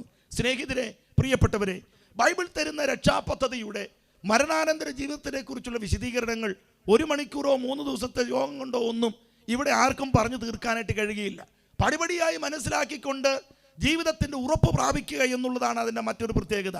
അതിനു വേണ്ടിയിട്ട് ഞങ്ങൾ ദൈവത്തിൻ്റെ പരിശുദ്ധാത്മാവിനാൽ വിധേയപ്പെട്ട് നടത്തുന്ന പ്രസ്ഥാനങ്ങളാണ് ചർച്ചപുകോട് പോലുള്ള ഈഴക്കോണം ചർച്ചപുകോട് പോലുള്ളതായിരിക്കുന്ന പ്രാർത്ഥനാലയങ്ങൾ. അവിടെ എല്ലാ വെള്ളിയാഴ്ചയും പ്രാർത്ഥനയുണ്ട്, അവിടെ ഞായറാഴ്ച ആരാധനയുണ്ട്. ഈ ദിവസങ്ങളായി 21 ദിവസം തുടർമാനമായിട്ട് ഉപവാസം നടന്നുകൊണ്ടിരിക്കുന്നു. യേശു ക്രിസ്തുവിൽ കൂടെയുള്ള ശാരീരിക രക്ഷ, മാനസിക രക്ഷ, ആത്മരക്ഷ, അങ്ങനെ മനുഷ്യനെ അഭിമുഖീകരിക്കുന്ന എല്ലാ മേഖലയിലുള്ള രക്ഷയെക്കുറിച്ചുള്ള പഠനങ്ങൾ അവിടെ നടത്തുകയും അതിന് പരിഹാരമായി പ്രാർത്ഥിക്കുകയും ചെയ്യുകയാണ്. അങ്ങനെ വന്ന് വിടുതൽ പ്രാപിക്കുന്ന ആളുകൾ ധാരാളം ഇതിന് ചുറ്റുവട്ടത്തുണ്ട്. ആ കൂട്ടത്തിൽ പങ്കാളിയാകാൻ വേണ്ടിയിട്ടുള്ള ഒരു മുന്നറിയിപ്പും ആഹ്വാനവുമായിട്ടാണ് ഞങ്ങൾ ഈ സമ്മേളനം ഇവിടെ ക്രമീകരിച്ചിട്ടുള്ളത്. അതുകൊണ്ട് ഇതാകുന്നു സുപ്രസാദകാലം, ഇതാകുന്നു രക്ഷാ ദിവസം. ഈ ദിവസത്തെ തള്ളിക്കളഞ്ഞിട്ട് നാളെ പുനരുത്ഥാനത്തിൽ പങ്കാളിയാകാതെ നിത്യദുഃഖത്തിലേക്ക് പോകാതിരിക്കേണ്ടതിന് ഇന്ന് രാത്രി ഞങ്ങൾ പറയുന്നു, യേശുവിങ്കിലേക്ക് നിങ്ങൾ വരിക, മാനസാന്തരപ്പെടുക, സുവിശേഷത്തിൽ വിശ്വസിക്കുക, യേശുവിനെ സ്വന്തം രക്ഷിതാവും കർത്താവുമായി ഹൃദയത്തിൽ സ്വീകരിക്കുക, അവിടുത്തെ മക്കളെന്ന അവകാശത്തിലേക്ക് വരിക, മരണത്തിനപ്പുറമുള്ള ജീവിതത്തെക്കുറിച്ച് ഉറപ്പ് പ്രാപിക്കുക, ആ ധൈര്യം നേടേണ്ടതിനായി പരിശുദ്ധാത്മാവിനെ നേടിയെടുക്കുക, ആ പ്രത്യാശയിലേക്ക് നടക്കേണ്ടതിനായി യേശു ക്രിസ്തു വിഭാവനം ചെയ്ത ഉപദേശ സത്യങ്ങളിൽ വഴി നടക്കുക, കൂട്ടായ്മകളിൽ പങ്കെടുക്കുക, ദൈവകൃപയിൽ ആശ്രയിക്കുക. ഇതല്ലാതെ ഒരു രക്ഷ ഇനി നമുക്ക് വേണ്ടി മുമ്പിൽ ശേഷിക്കുന്നില്ല. കൃപയുടെ വാതിൽ അടയ്ക്കപ്പെടാൻ സമയമായി. മനുഷ്യന് വേണ്ടി ദൈവം തുറന്നിട്ടിരിക്കുന്ന രക്ഷാജാലകത്തിന്റെ കവാടം അടയ്ക്കപ്പെടാൻ സമയമായി. ഇന്ന് രാത്രി ആരെങ്കിലും ഈ കവാടത്തിൽ കൂടെ ഇതിലേക്ക് ഓടിക്കയറാൻ താല്പര്യപ്പെട്ടാൽ അത് സ്വർഗം സന്തോഷിക്കുന്ന ദിവസമാണ്. യേശു ക്രിസ്തു ഭൂമിയിൽ വന്നത് പാപികളെ രക്ഷിപ്പാൻ വേണ്ടി മാത്രമല്ല, മനുഷ്യനെ പിടിച്ചു കെട്ടുന്ന പിശാചിനെ പിടിച്ചു കെട്ടാനും കൂടെ വന്നിട്ടുള്ളത് കൊണ്ട് ഈ വാതിലിലേക്ക് വരാതെ മദ്യത്തിലേക്കും മയക്കുമരുന്നിലേക്ക് വഴിതിരിച്ചു വിടുന്ന ഇരുട്ടിന് വ്യാപാരത്തിന് മേൽ ഇന്ന് രാത്രി ഞങ്ങൾ വിജയത്തിന്റെ മുദ്രാവാക്യം പ്രഖ്യാപിച്ചുകൊണ്ട് ഞങ്ങൾ ഉറക്കെ പറയുന്നു, യേശു ക്രിസ്തു മനുഷ്യ വിമോചകൻ. യേശുവിനെ നിങ്ങൾ അറിയുക, മരണത്തിനപ്പുറമുള്ള ജീവിതത്തിലേക്ക് പ്രവേശിക്കുക. വായിച്ച വാക്യത്തിൻ്റെ ശരിയായ വിശദീകരണം തരാൻ എനിക്ക് കഴിഞ്ഞിട്ടില്ല. എന്നാൽ നാളുകളിൽ വരുന്ന ശക്തന്മാരായിരിക്കുന്ന അനുഗ്രഹീതരായ ദൈവവൃത്തന്മാർ മരണത്തിനപ്പുറമുള്ള ജീവിതത്തെ നിങ്ങൾക്ക് മുമ്പിൽ അവതരിപ്പിച്ചുകൊണ്ട് ഈ ക്രിസ്തു രക്ഷാപദ്ധതിയിലേക്ക് നിങ്ങളെ ആഹ്വാനം ചെയ്യും. ഈ കൃപയുടെ പെട്ടകത്തിൽ നിങ്ങൾക്ക് പ്രവേശിക്കാനുള്ള അവസരങ്ങൾ ഉണ്ടാക്കുമെന്ന് ഞാൻ കർത്താവിൽ പ്രതീക്ഷിക്കുകയാണ്. പ്രിയപ്പെട്ട എൻ്റെ സമകാലികരായ ശുശ്രൂഷകന്മാരെ, ദൈവസഭയെ, ഈ ഉപരിവിപ്ലവത്തിനൊക്കെ നമ്മൾ തൽക്കാലത്തേക്ക് വിട പറഞ്ഞിട്ട് വിചാര വിപ്ലവങ്ങളും ആന്തരിക വിപ്ലവങ്ങളും ഉണ്ടാകുന്ന നിലകളിൽ എന്ന് പറഞ്ഞാൽ മാനസാന്തരത്തിൻ്റെ ശരിയായ പരിശുദ്ധാത്മാവിൻ്റെ പരിവർത്തനത്തിൻ്റെ അനുഭവത്തിലേക്ക് പോകത്തക്ക നിലകളിൽ സഭയ്ക്കകത്തും സഭയ്ക്ക് പുറത്തും ദൈവവചനങ്ങൾ യാതൊരു മാലിന്യങ്ങളുമില്ലാതെ അതേപടി അവതരിപ്പിച്ചുകൊണ്ട് നശിക്കുന്ന ആത്മാക്കൾക്ക് വേണ്ടി നമുക്ക് അണിനിരക്കാം. നമ്മോട് കൂടെ നിൽക്കുന്ന ദൈവജനത്തിൻ്റെ ആത്മീയ ഉത്തേജനത്തിനായിട്ട് നമുക്ക് പ്രവർത്തിക്കാം. അങ്ങനെ ദൈവരാജ്യത്തിൻ്റെ മുന്നണി പോരാളികളായി തീരാൻ പുനരുത്ഥാന ദിവസത്തിൽ അവനോടൊപ്പം നിത്യതയിൽ നമുക്ക് ഒരുമിച്ച് വസിക്കുവാൻ കർത്താവിൻ്റെ പരിശുദ്ധാത്മാവിനാൽ നമുക്കൊരുക്കപ്പെടാമെന്ന് ആഹ്വാനം ചെയ്തുകൊണ്ട് ഇന്ന് രാത്രിയിൽ ഞാൻ എൻ്റെ വാക്കുകൾക്ക് വിരാമമിടുമ്പോൾ ഒരു ചോദ്യം കൂടെ ദേശത്തോട് ചോദിക്കുന്നു.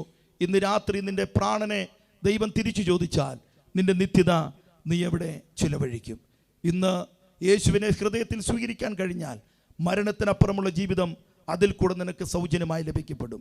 ആ സൗജന്യം രക്ഷ നഷ്ടമാക്കി കളയാതെ ക്രിസ്തുവിൽ കൂടെയുള്ള രക്ഷ കരസ്ഥമാക്കി ആ വരാൻ പോകുന്ന കാലഘട്ടത്തിൽ നിത്യതയുടെ ഒരു നല്ല പൂവായി, ഒരു തീപ്പന്തമായി, കൈവിളക്കായി ദൈവത്തിന് പ്രയോജനപ്പെടുന്ന ഒരു വ്യക്തിയായി നിലനിൽക്കാൻ കർത്താവ് ദേശനിവാസികളെ, പ്രിയപ്പെട്ടവരെ, സമകാലികരായ വിശ്വാസ സമൂഹങ്ങളെ ഒരുക്കിയെടുക്കട്ടെ എന്ന് പ്രാർത്ഥിച്ചുകൊണ്ട് ഈ യോഗത്തിലേക്ക് എന്നെ ക്ഷണിച്ചതിൽ, അവസരം തന്നതിൽ ഹൃദയംഗമായി നന്ദി അറിയിച്ച് എൻ്റെ വാക്കുകൾക്ക് വിരാമം കുറിക്കുന്നു. God bless you. Thank you.